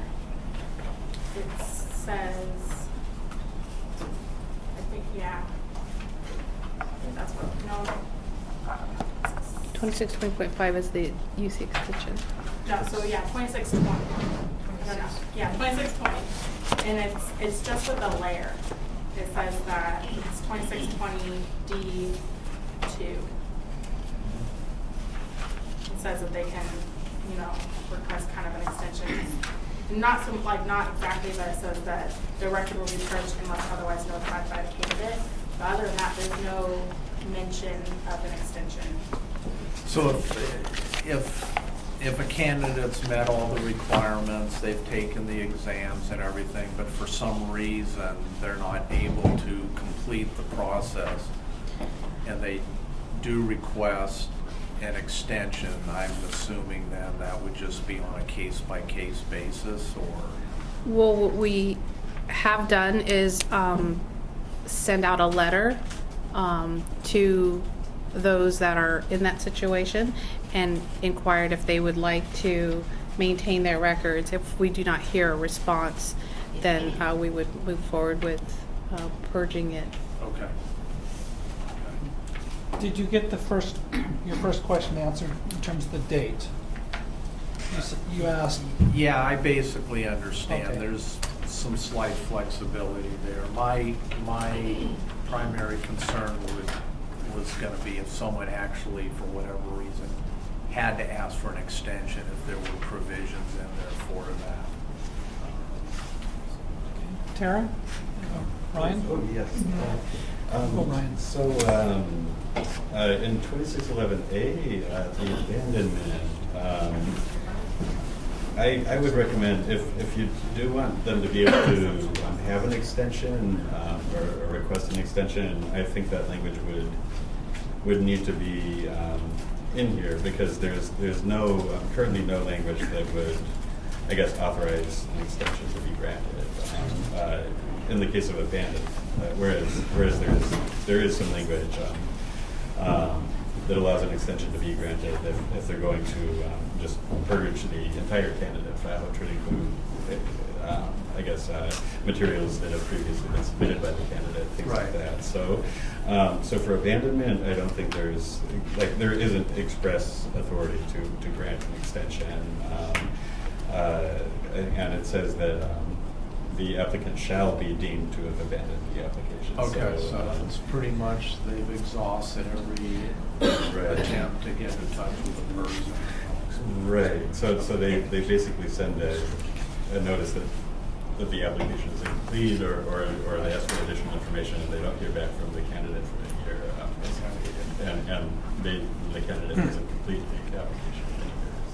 Thank you. Tara, did you have something additional to that? Or? Well, first, I just wanted to introduce your new regulations. Oh, yes. Absolutely. So, yes. Right, so Ryan worked on this with staff, and that's what Ryan just clarified is what I would say as well. So if the ability of an applicant to request an extension was a concern of yours, you probably would need to add it to the regulation itself, because otherwise, while we're having this conversation today, staff 10 years from now is not aware of this conversation, right, and potentially denies an applicant from getting their application extended.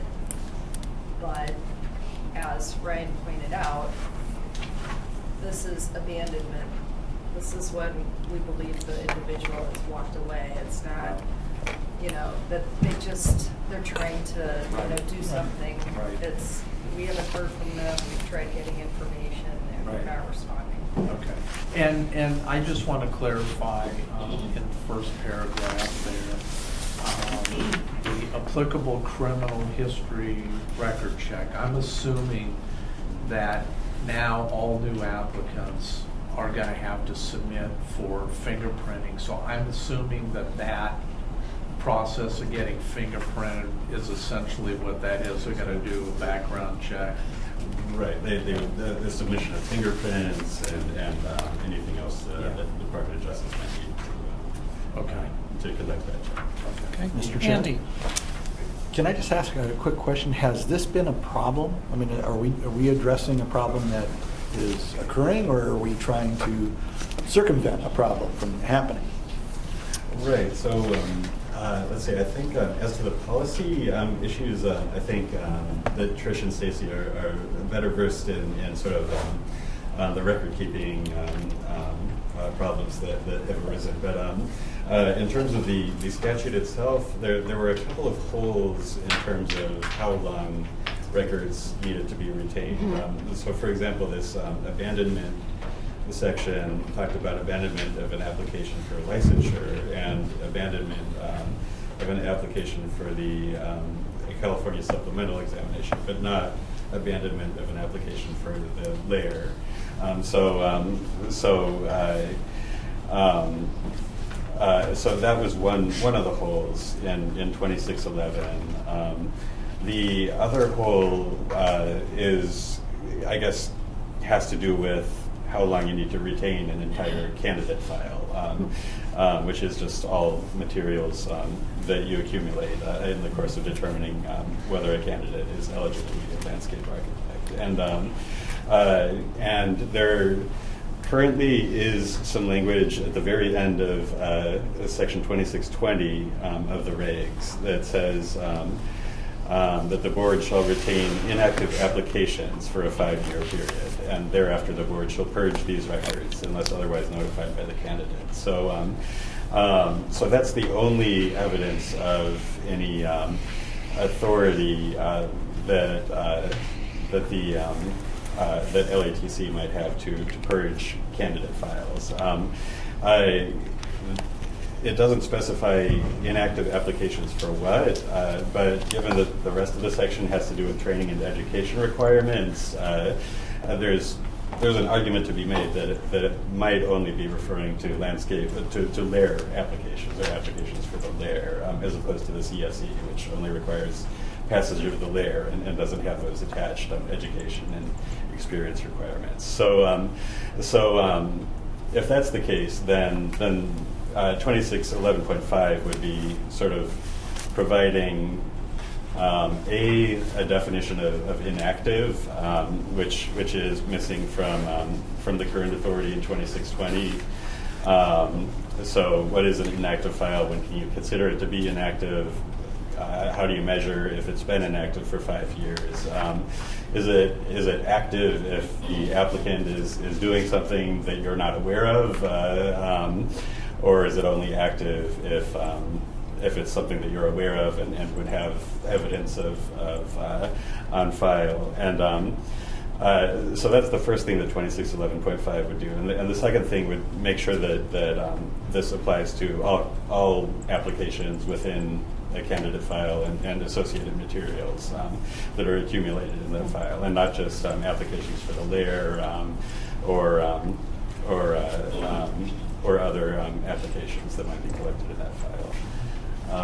And then I think the other issue that I think Stacy or Trish identified in the course of this, and feel free to stop me if I'm misrepresenting anything at all, too. I don't want to hijack this at all from you, but in the in 2616, which is in attachment I3, 2616 contains some language about applying for a landscape, I guess it set the deadline for applying for a landscape architect's license within 5 years after the date of mailing of examination results. And kind of in our technological age, I think generally a better, I think both of you decided that a better measure would be sort of the date the results are provided to the applicant, as opposed to when they mail the results, which they may or may not be physically mailed the results. Heather, go ahead. Okay, I was just going to say in attachment to your 2611.5. A question I have is what form or format are all these records kept in? Is it purely electronic, digital? It's paper, hard copy? Currently, it's paper hard copy. So we have a small, that's how it came about. We have a small records room, and we're running out of space. But we don't really have the authority or in the regs on how long to keep them and when to purchase them. And that's how it came up with the retention schedule. Okay. Okay, because that, to me, especially in these days, it seems like there would be a huge push to just do away with paper altogether, and if everything is kept digitally, then it doesn't seem like it's an issue at all as far as getting rid of stuff. That might be. Laura, the board, how, is it paper also? We have paper, we got lots of paper, for sure, yeah. I mean, this is modernization. I mean, the hope is that majority of candidates would use that and we will have less paper files, but I think for the foreseeable future at least, we'll have still a fair amount of paper records. But it's also digital information. I think it's a correct best practice to purge and eliminate digital information too, right? After a period of time when it's not appropriate, because I don't think we want digital information laying around. So I think there's merit for something like this, paper or digital. Any other thoughts, comments? I'm assuming that the national exams, we're not talking about those, we're talking about just the supplemental exam information or the applications themselves. Is that what we're talking about that's being stored? Well, we pretty much keep it all. Yeah, we keep it all, and then we did add in 2611.5 BC1 that we would keep the candidate's exam scores. So we would purge everything else, but we would keep the exam scores. Okay. Point of clarification, that's personal information and all the application information, and so it's everything. Any other comments, thoughts, motions? I do have one question or clarification on attachment 1.3 under item 2016 B3, where it's saying the candidate takes and passes the exam, which would be required of all candidates applying for the time, or is subject to waiver of the examination pursuant to 5651B. Are we talking about cases of reciprocity there? Because I'm a little confused by the waiver of the examination, because it didn't seem clear to me exactly what that was referring to, I guess, without going back and reading through a lot of the other regulations or whatever on that one. Yeah, 5651B is, allows a waiver for someone licensed by another U.S. jurisdiction, Canadian province, or Puerto Rico, or has passed a written exam equivalent. Okay, so that's basically if they're just applying for reciprocity, Correct. they don't need to take the. Now, if they are applying for reciprocity, they do still have to take the CSE, correct? Yes. Okay. Yeah. Okay. And they still have to meet our requirements, Right. even if they're. Yeah. Okay. Now, that does raise another question for me. If someone is licensed in California and they're applying for reciprocity in another state, I'm assuming that state is going to want official documentation from California verifying that they're duly licensed in California. We verify licensure. Okay. Is it just strictly just saying, yes, they're licensed in California, or do these other states ever ask? Because I know, like, for instance, New York has kind of weird reciprocity requirements, and they require other types of information and stuff? We have provided them the sections of the layer that they have completed it in the year that they completed, because that's changed over time. But it's primarily what we get asked for is the verification of their license and that it's in good standing. Okay. But if all that information's getting purged, then you don't have that to be able to provide to New York. No, once they become licensed, they go into a licensee file, so it won't get purged. So Oh, okay. this is just if they're not, if they're candidates that are not licensed. Okay. they do. Because once they become licensed, you keep them for 50 So I'm years gonna ask my question that I asked a few minutes ago. I don't know that it really got answered. Are we addressing a problem that currently exists? How many applicants do we have that go through 5 years and they haven't finished up? Is it substantial or a few? Or has it ever happened? So the last time that the LATC did a candidate purge, I think was in 2015. So we're we're coming up to it. But like I said, our space is small and we're running out of room. Totally understand So that argument. other than that, I'm not It big it hasn't fan of presented itself as a problem aside from when we were working on the retention schedule. That's fine. If the space is dictating what needs to happen, then that's a whole separate discussion. But as we're now talking about putting it in regulation, that kind of makes it a little bit. So, also, can I? Yeah, please, Stan. So how long the clock keeps the file? Forever? You don't As have long any as you control over pay. what cloud does. I think in order to access that, you have to maintain your council record membership. And if there's a break, I think you have to retroactively catch up your Yeah. If you costs let to it get that. lapse, then they can purge and let it lapse for a certain period of time. Sorry for digress a little bit, but you asked a question about reciprocity of California landscape architect going to other state. How about reverse? What do we ask for the other states landscape architect upon practice here? What typical information we ask? Well, that's been kind of a issue, and that's part of the We have a reason policy. why we have different pathways, because currently on the books, correct me if I'm wrong, you have to have a degree in landscape architecture. So even if you're licensed in Nevada, and you want to get licensed in California, you have to follow all the requirements and Florida. no, California. California. And one of them is that you need to have a degree in landscape architecture. So that. Well, you have to have 1 year of education in it. 1 year of Yeah, education. okay. Don't have to have a Excuse me, degree. correct. I believe that's correct. Yeah, that's it. Okay. Additional thoughts, motion?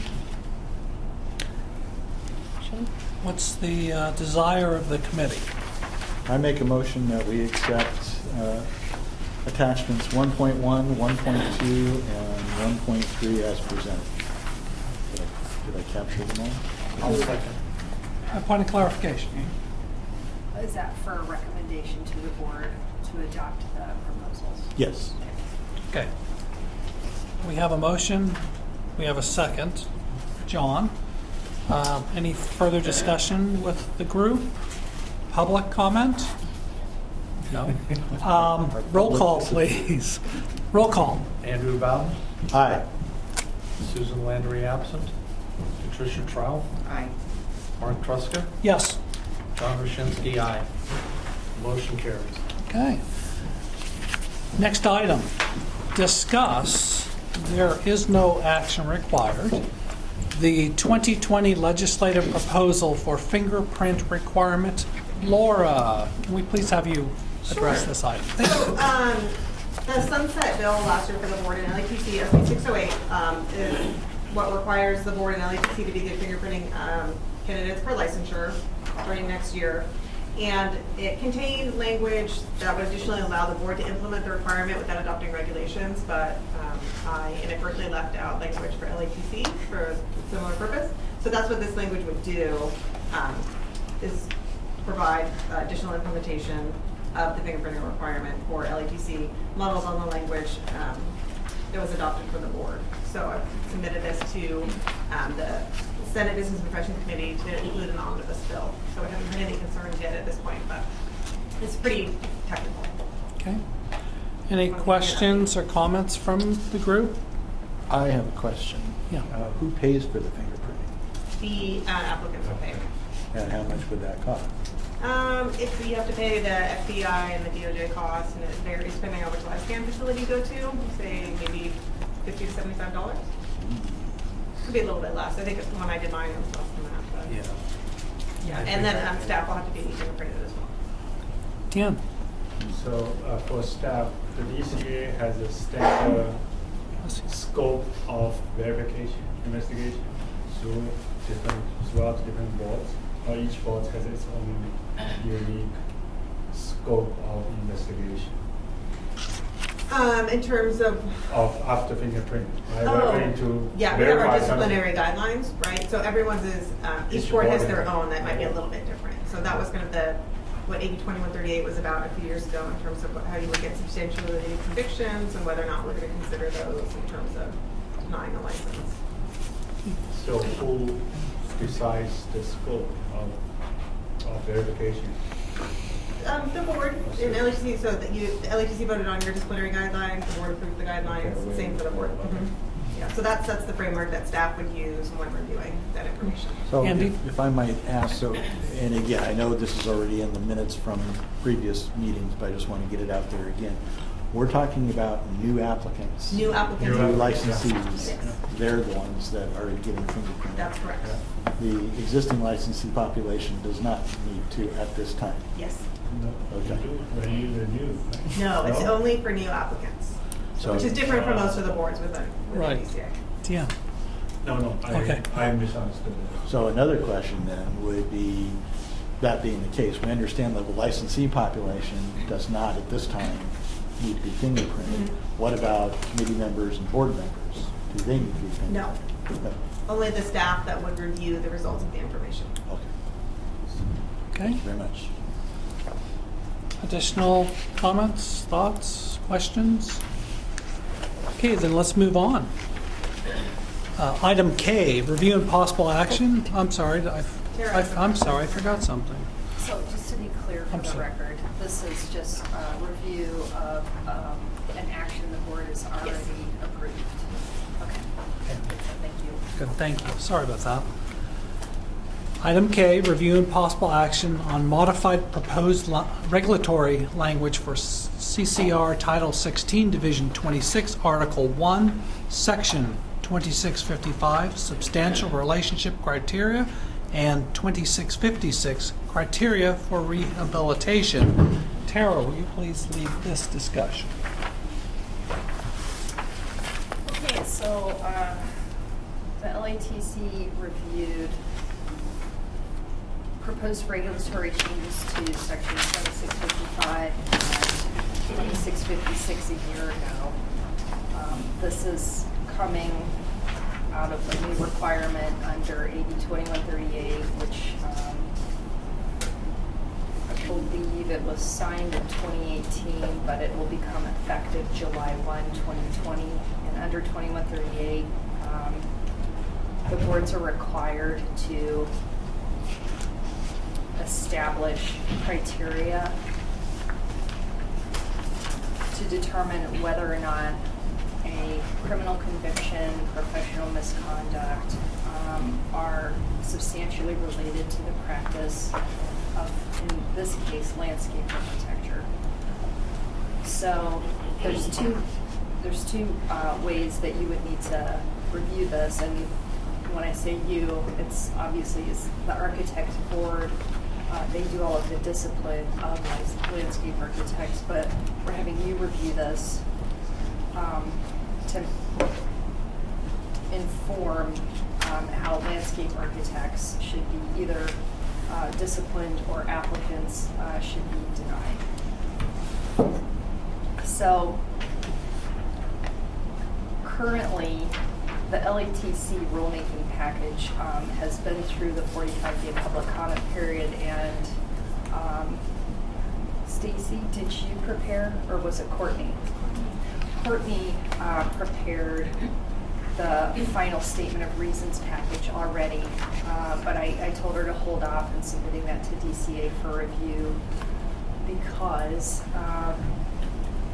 another one of my clients, veterinary medicine, they submitted their 2138 package, and this proposal is modeled after the vet med proposal. So they submitted it through the process, got it to OAL, and was advised that it would be disapproved for a couple clarifying reasons, clarification problems. So I worked with OAL to address their concerns. Vet Med withdrew their package to work out this language, and that board just adopted or approved their modified proposed language last week. What you have before you today is based on the changes that we made to the Vet Med proposal. I'm recommending this language as modified, which will correspond and be uniform with the Vet Med proposal. That way, it's kind of checking one of the boxes that the legislature intended when requiring these provisions for substantial relationship criteria and criteria for rehabilitation. So let me go through the changes. First up, what you'll see here, the revisions that you previously recommended to the board are shown in single underline and single strike through. What's before you today for recommendation to the board is shown in double underline and double strike through. So I'm proposing that you add to your substantial relationship criteria for purposes of denial, suspension, or revocation of a license pursuant to 5675.5 of the Business and Professions Code. That is your statute with respect to professional misconduct and formal discipline taken in another jurisdiction for that professional misconduct. It's just kind of belt and suspenders here. So we're adding that to the regulation and not making any other substantive changes. We're making a couple tweaky changes here. So the professional misconduct, that would be violation of the Practice Act itself, correct? Well, because of how you are defining it under subsection C. So you're required to come up with your what is substantially related. And to determine that, you go to subsection C. A substantially related crime, professional misconduct, or act shall include but is not limited to a violation of the Practice Act or other state or federal laws. Okay, because, I mean, to me, that it's such a gray area. When you say other federal or state laws, I mean, are we saying that if somebody is guilty of shoplifting, that they can lose their license for that? If the authority deems so that behavior is serious enough? If the board determines that shoplifting is substantially related to the practice of landscape architecture, then that act could be grounds for denial or discipline. Sounds like I'm talking, it's the refrigerator. Sounds like I'm talking in circles. Because, you know, Sounds like that burrito you had for lunch. Right. Go ahead. I was just going to simply say, it sounds like that, but we have experience from an additional client of yours that we're going to have to do this, or it's going to come right back to us regardless, correct? Okay, so I want to piece this stuff out. You don't have to make all of the changes I've recommended here. If you didn't want to add section 5675.5, What page are you on? I'm sorry. I'm on page 1, attachment K, section 2655, third line down, in double underline, section 5675.5. That's the landscape architecture statute for discipline for professional misconduct or, it's effectively professional misconduct in another jurisdiction. I'm adding it here because that corresponds with section 141, which is the General Business and Professions Code statute that authorizes discipline of any license, which would include a landscape architect license, for professional misconduct found through formal discipline in another state or federal or foreign jurisdiction. 480 speaks to denial of a license. 480 now authorizes, under 2138, authorizes denial of a license for a criminal conviction or professional misconduct as found through formal discipline when it's substantially related, and that's why you have to define what substantially related means. So I'm saying go ahead and add 5675.5 for conformity's sake, because that's what authorizes the board to discipline a license for formal discipline in another jurisdiction. So you don't have to make this change. I'm recommending it, and I'm piecing this out because this is what Med is doing. They're, while they're trying to address the substantive concerns, which were mainly for criteria for rehabilitation, we're also tightening the substantial relationship criteria because it's part of the same package. So in effect, this is not required by OAL. This would change, but we're adding it because it makes sense. We're having to go back and review this again anyway. Right. So let's go ahead and make it even stronger. Do you have any other questions on 2655?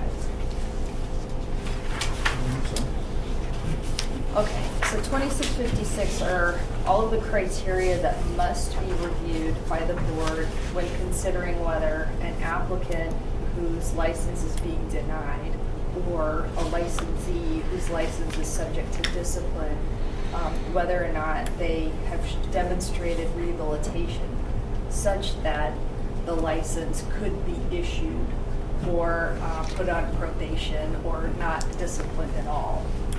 So you can find a violation of the Practice Act, and then the applicant or the licensee demonstrates significant rehabilitation as listed under 2656. These are the criteria that would help you determine whether or not someone was rehabilitated, that they wouldn't need discipline, or that their discipline could be less than a harsher penalty. So in New A, previously what you recommended to the board, it broke it down into 4 subsections, 2 of them for denial of a license and 2 for discipline of a license. Here we're just making it even more clear that the first 2 for denial of a license are now sitting under subsection A, and then the discipline would be under subsection B. OAL recommended that we strike some language in here because it was otherwise confusing. So we're striking "and is presently eligible for a license." That language was merely maintained from the prior regulation itself, but as we're moving the language around, it creates more confusion than it answers. So we're recommending that we strike that to satisfy OAL's concerns. We're doing some, obviously, minor technical corrections for numbering. Paragraph 2 is where we're making the real substantive changes to address OAL's concerns. Here, they, in effect, felt like the language, it just wasn't clear enough. So that's what we're doing here. So under A1, these are the criteria you would use to determine whether a criminal conviction of an applicant who has successfully completed their criminal probation is demonstrating rehabilitation. Under A2, it's everybody else. It's an applicant who has not successfully completed criminal probation, or it's the applicant who has that professional misconduct, formal discipline in another jurisdiction. This applies to them. So we've restructured this. It in effect says the same stuff, it's just worded different.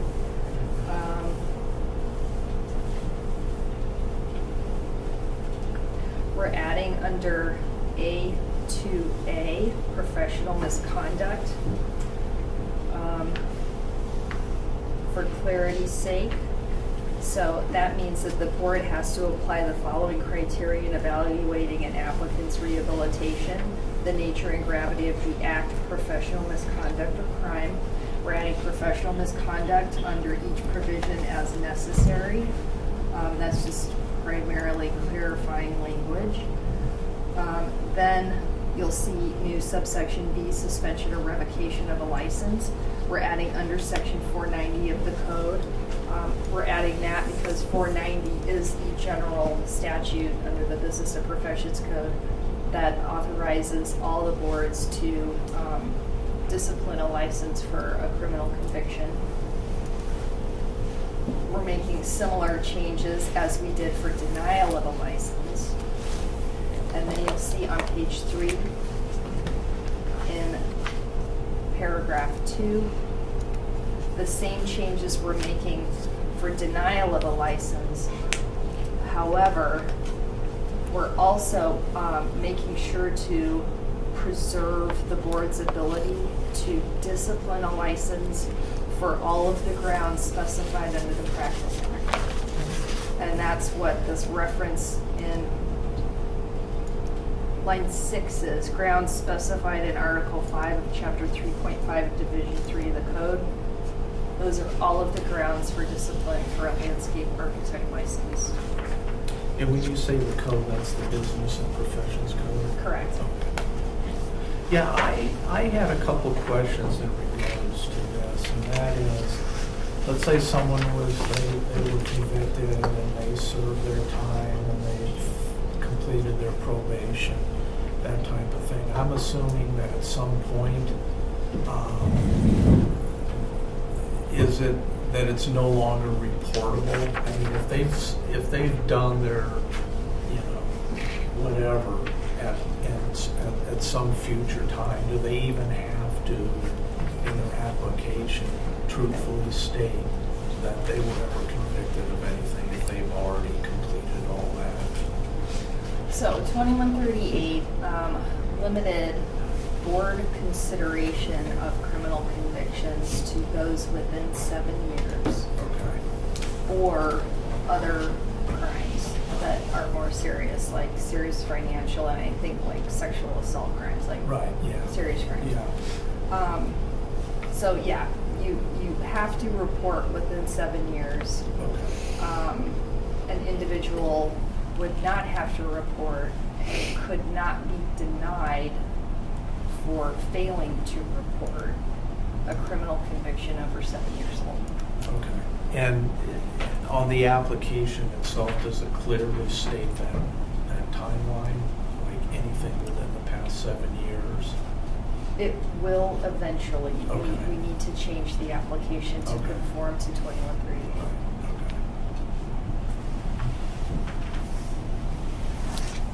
Other questions, comments?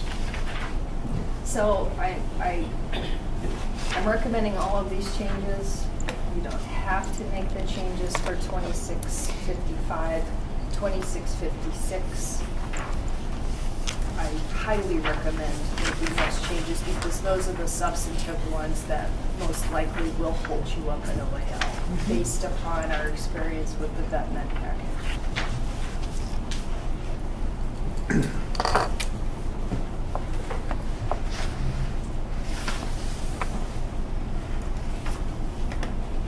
John?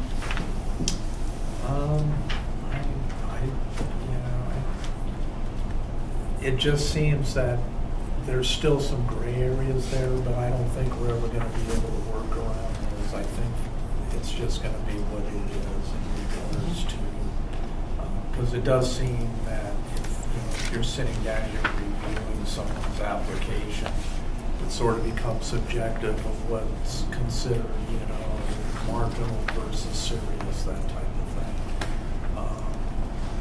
My primary concern would be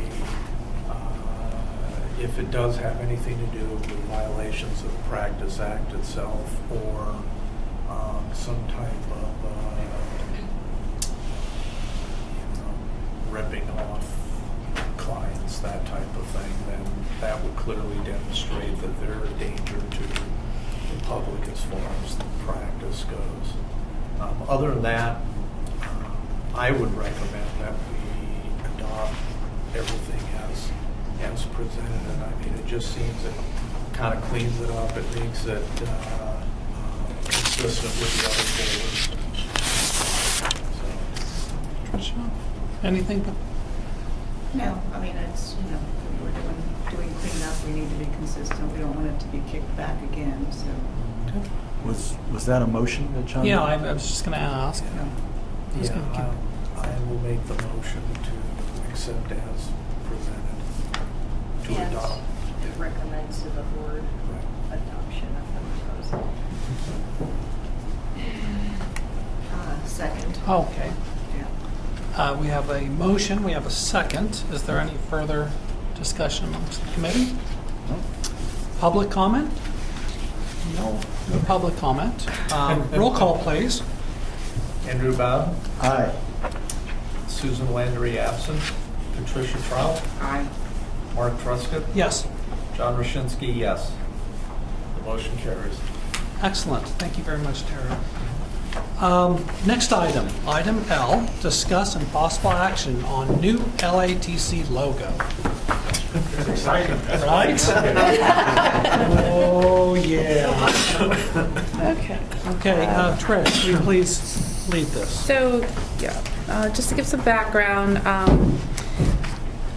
back in November, the committee was presented with an opportunity to consider adopting a new logo as the board had recently adopted their new logo and working with DCA.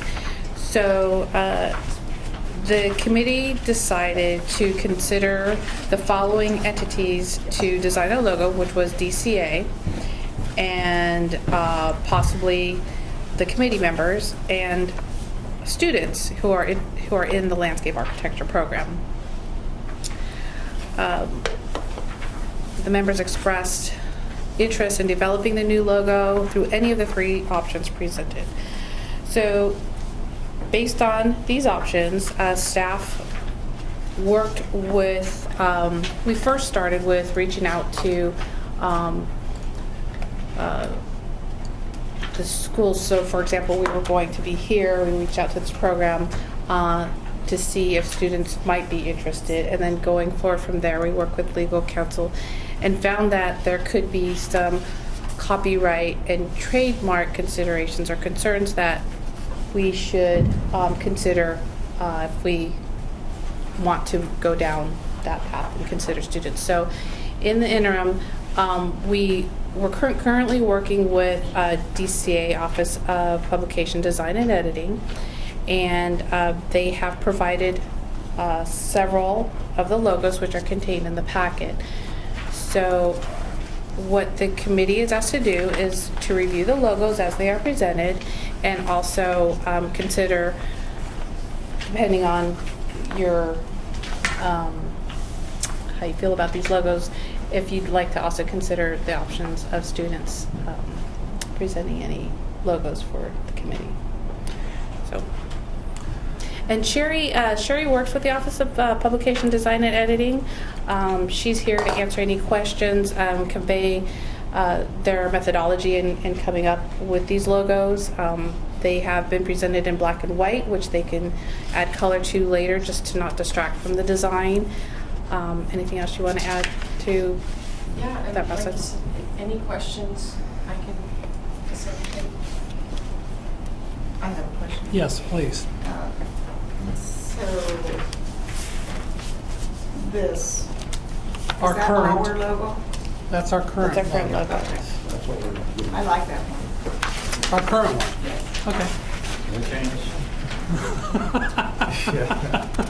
Yeah, nobody says we have to change. Andy, do you? Well, dive in? if I was picking between the ones that have been presented, and I'm not saying that I'm, in favor of one over the other necessarily, but out of these, I liked the one that was attachment L.2.3 the best out of those.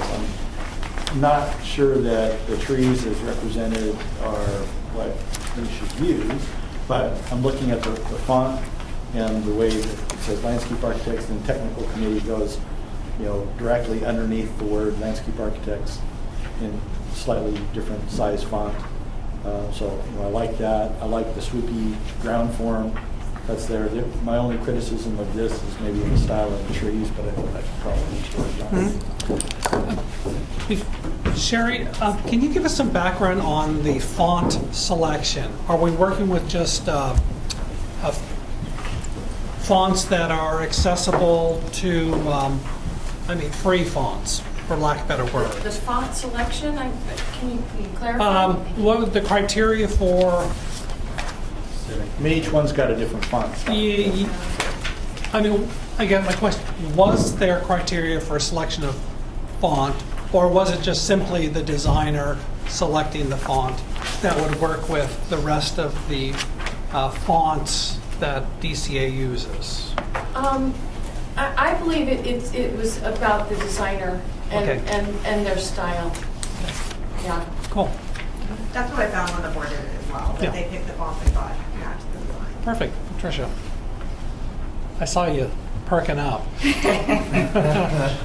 coming to you next, Kristen. In all due respect to the designers, I just feel like they're very busy. I think they have. I would like to see something that's much more simple. I think the direction we gave is that we wanted it to be reflective of the profession. That was the direction at the last meeting. Okay. Because with all due respect, with the architects, with the board logo, with the lines going, very architectural. Get it, but Can we turn off the microphone? I will not let you anymore. So,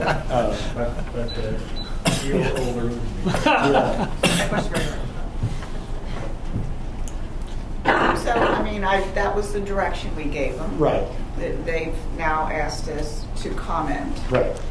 and so I'm commenting. Okay. So as I understand your comment, just clarify, is that if you had to select one, you would just retain what we currently have. Is that a correct statement? Yes. That's fine.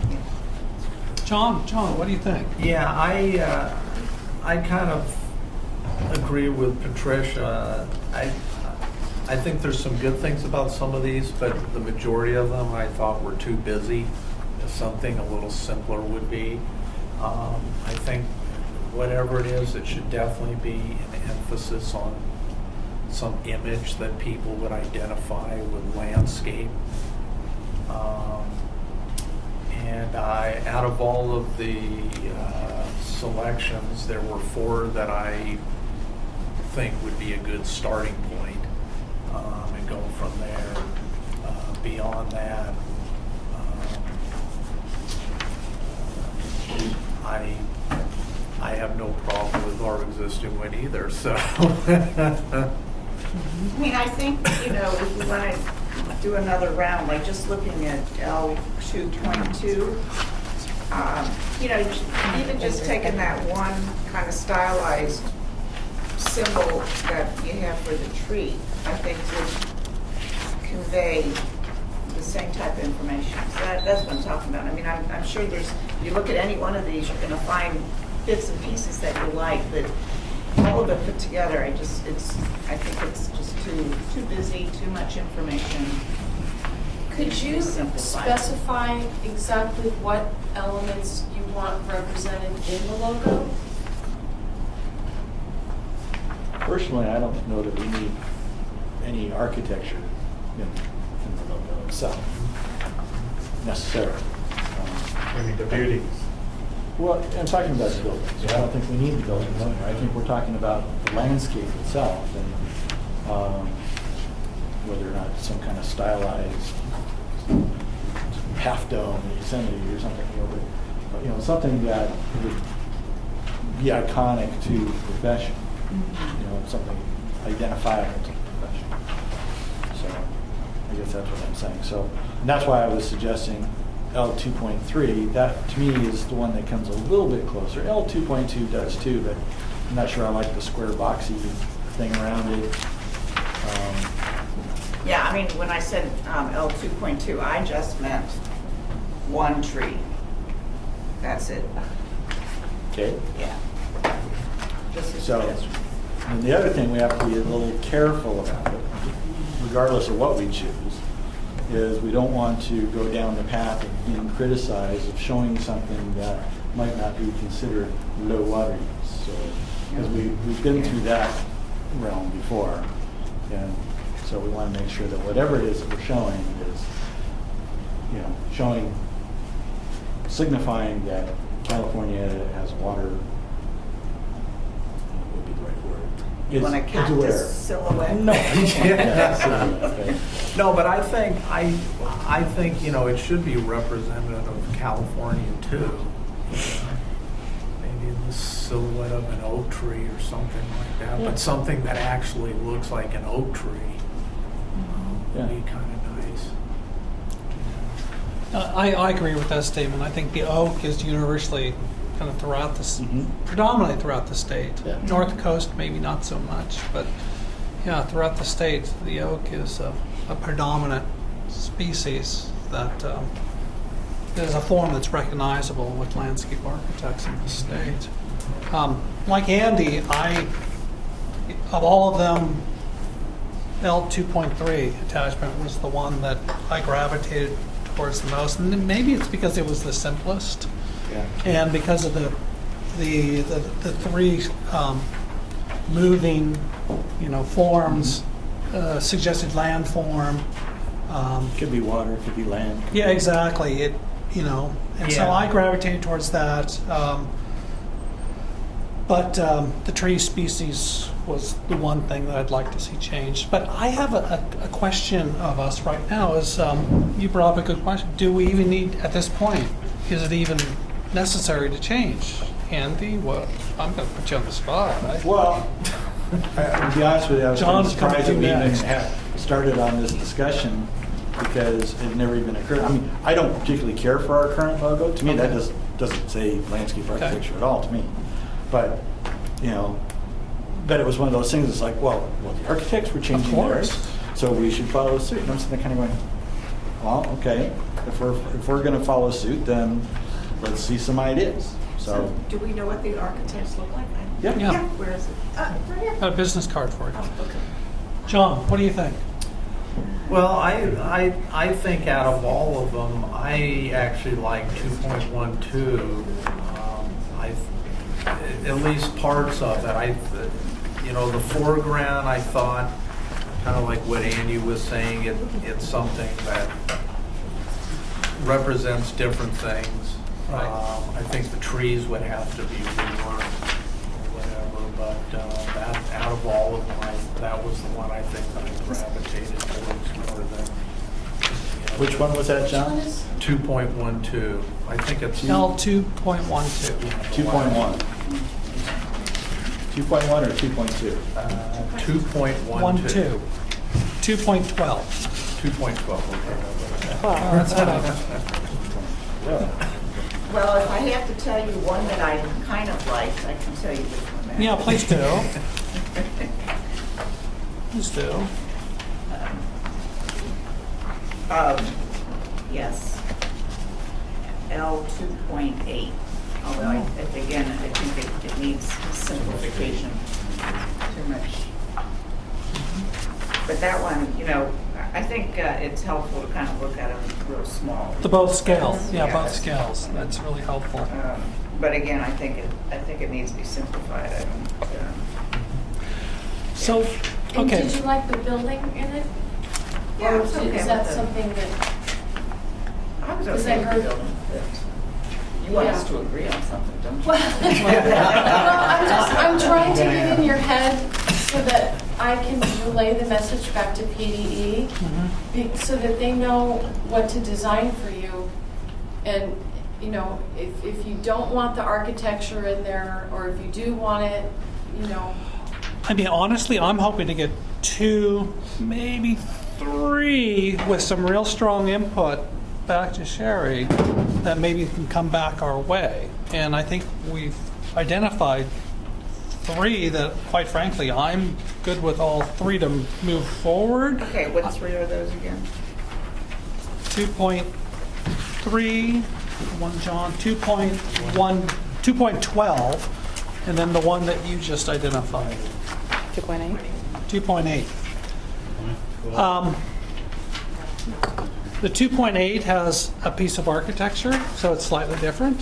Right? The other 2 are similar but different. I'm interested, what types of trees? Because, let's get into some detail here. I think the oak is definitely, oak. Honestly, I Or think California redwood, California redwood. or California sycamore. Honestly, I think the California fan palm too is one that's. I would stay away from that one. But up north, it is indigenous in agricultural context up north, but down here it's prevalent. LA is considered them an invasive species. Thank you. Okay, we're not going to do that. That would put us right back in that problem. We're not going to do that. Okay, so we said the redwood tree, Sequoia sempervirens, Yeah. or Yeah. species, Yeah, and oak. Sherry, I can help you with images of those. Oak trees, that's kind of yoke form. Any other tree species that Sycamore are? in a deciduous form or something? And are we talking about a silhouette of the whole tree or just the leaf? Well, it's up to the designer, but I think I'm trying to give them a little more focus in terms of, from us, what represents California in landscape architecture in a tree form at this point. I agree. Right? Can we all agree that it should be a little simpler? It can be simple. Sure. I mean, the trees that I've seen uniformly, I'm like, I don't like any of them. So I'm grasping at tree forms that can be simply represented. So you don't want anything that's stylized, you want something that's more real? It's No, identifiable. it can be stylized, but I think I'm looking for it to represent what we believe is appropriate for California and a California logo when representing a tree. Could I Yeah, add please something? do. So, I received some input from Susan, which I will share with PDE, but it's along these lines with the tree, and I just wanted to share that one point. The trees do not look natural and are very regimented. The bottom branches are level and 2 uniform. The bottom of the tree canopy are also 2 level.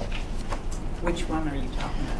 That's a uniform yeah. statement Just a uniform. that Susan. Just as the flow of the curves is not reflective in the layout of the trees. So, if that helps. Mark, Yes, sir. Yeah, what do you think? do you care outsiders' opinion? Of course, I was going to go to the public. Yeah, can I speak as a public member? Yes, please. So in the past 18 months, I learned tremendously from landscape architecture as a profession. Also come to know more closely to landscape architect as a profession.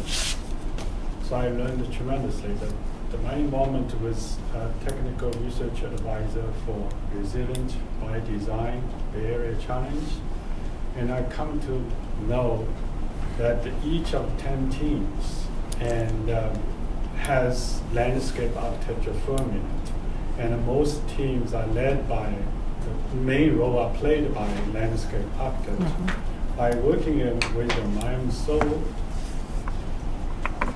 impressed to learn their interest, their ability to explore the very, very broad scope of landscape. So turns out to be people are have so much expertise in wetland management, for example. Not too much reflect here, for example. And that was a huge knowledge. And how can we tackle the sea level rise in a more natural remediation than building a hard infrastructure try to resist it.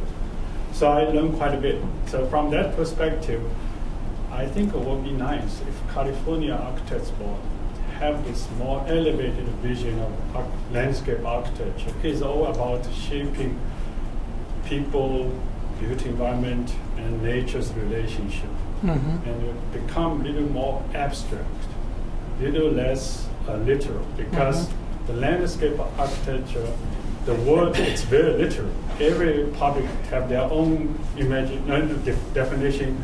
Likely they will imagine something like this. Must be trees, must be land or something. So that's my outsider's opinion.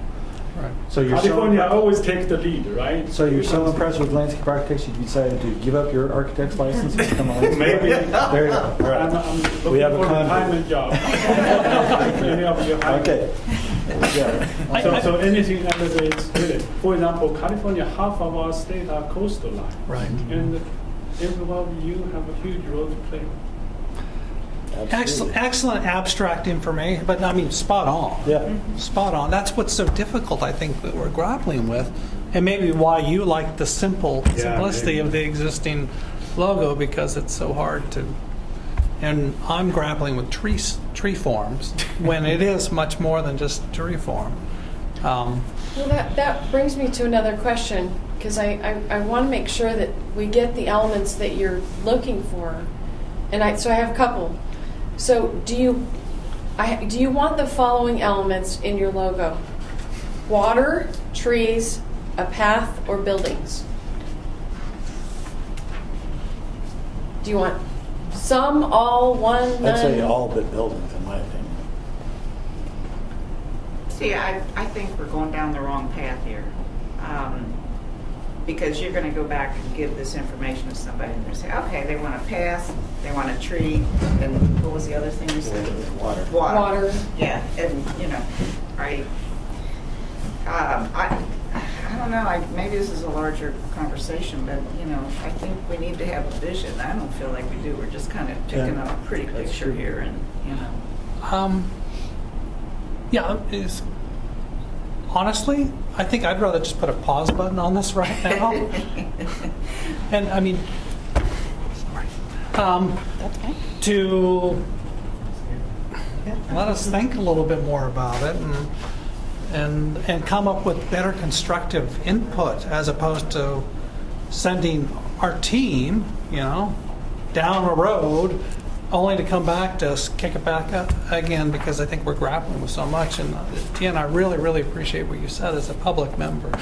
That it really, I think it's what I'm struggling with is exactly right there, is the breadth of what we do.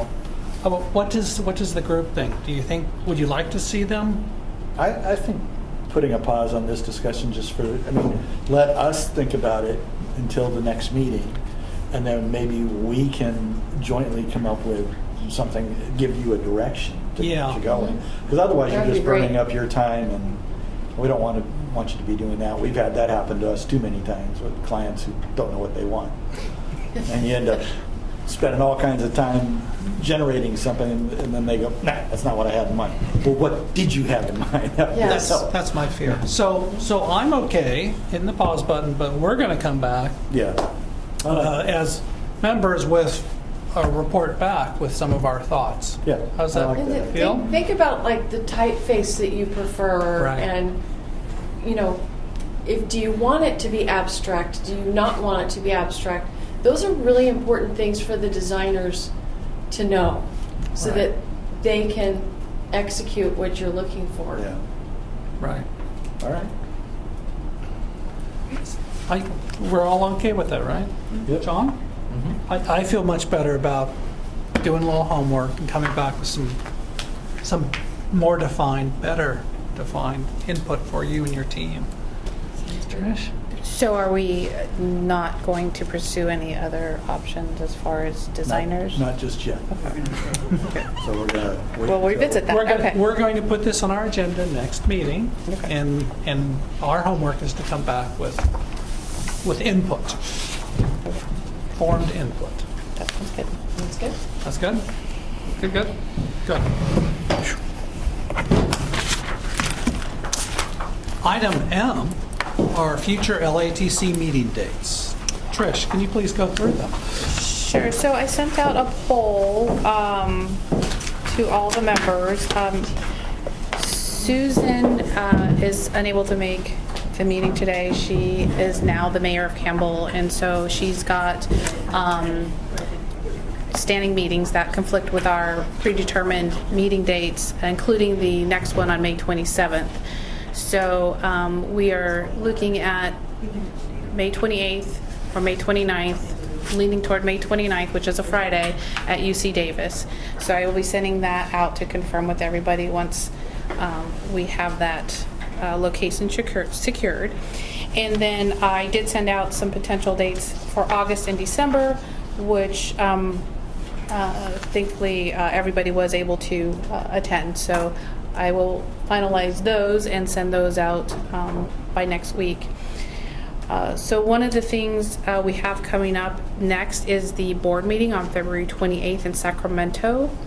And we need a member, or we'll ask to see if there's a member that's able to attend. I know, Mark, that you're... Unfortunately, yeah, I'm flying on that day away, so I can't make it, unfortunately.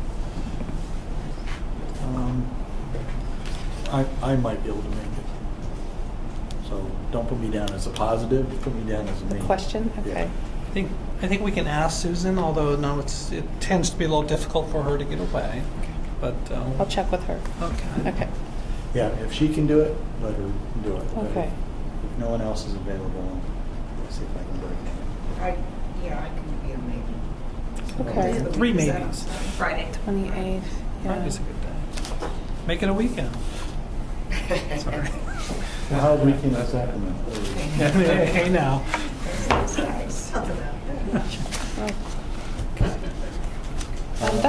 Can I ask a question about the CLARB annual meeting? This year, it's in New York. Are we going to be allowed to travel to New York, or is New York one of those states that, because of their policies, California doesn't? I don't think It's they're not on one the of those list. states. Hmm. It's okay to travel to. It is okay. Right. So at the beginning of the fiscal year, I will submit an out-of-state travel request. for Okay. that. So at what meeting will we decide who attends from our group? Oh, we can bring it up at the next meeting, I Okay, think. let's That would bring be it up. okay? That way it gets on someone's calendar, they can look forward to it. Sure. Okay. I have one additional comment. Yeah. Lately, we've been kind of going through legislation or potential, legislation that's applicable to our profession. So I was just curious, we didn't have that this time. We talked about that. I didn't add any because the bill introduction deadline is at the end of February, so most of the bills aren't developed until the spring, so it'll definitely be on the next agenda. Okay. And I'll send out an update once that deadline is passed as to kind of what the universe is at this point. So you'll get an update before the next committee meeting, but definitely be on the next agenda. And then also you asked for an update on our packets that are kind of, just some Yes. rough idea Yeah. where they are. On the regulations, I'll On a send regulation that out. packet, yeah. Perfect, thank you. Even if it's something just like a percentage, like we're 3/4 of the way through the process, or we're 50% or whatever.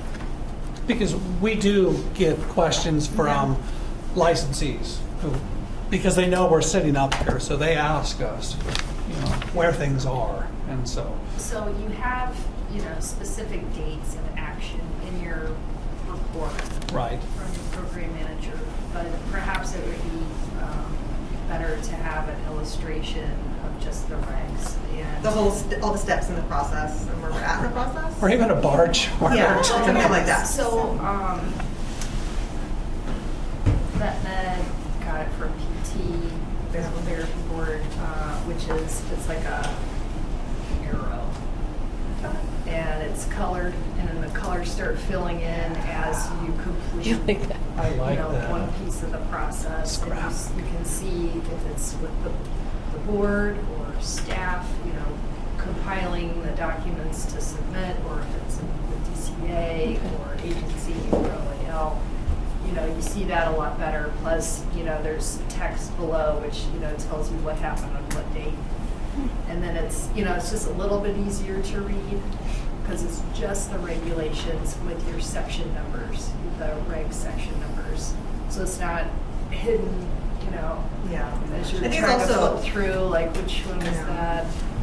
I think we also need to explain in there though, and maybe it's just a one time, but like how many steps there are in the process, which is sort of hidden even to staff in terms of like it'll go, that it's in maybe the budget in the legal office. We don't know how many people review it there. Does it go to 5 people in the budget office, or is there one person that looks at it? Like how many levels of review are there at each step too? It's not very, it's pretty opaque.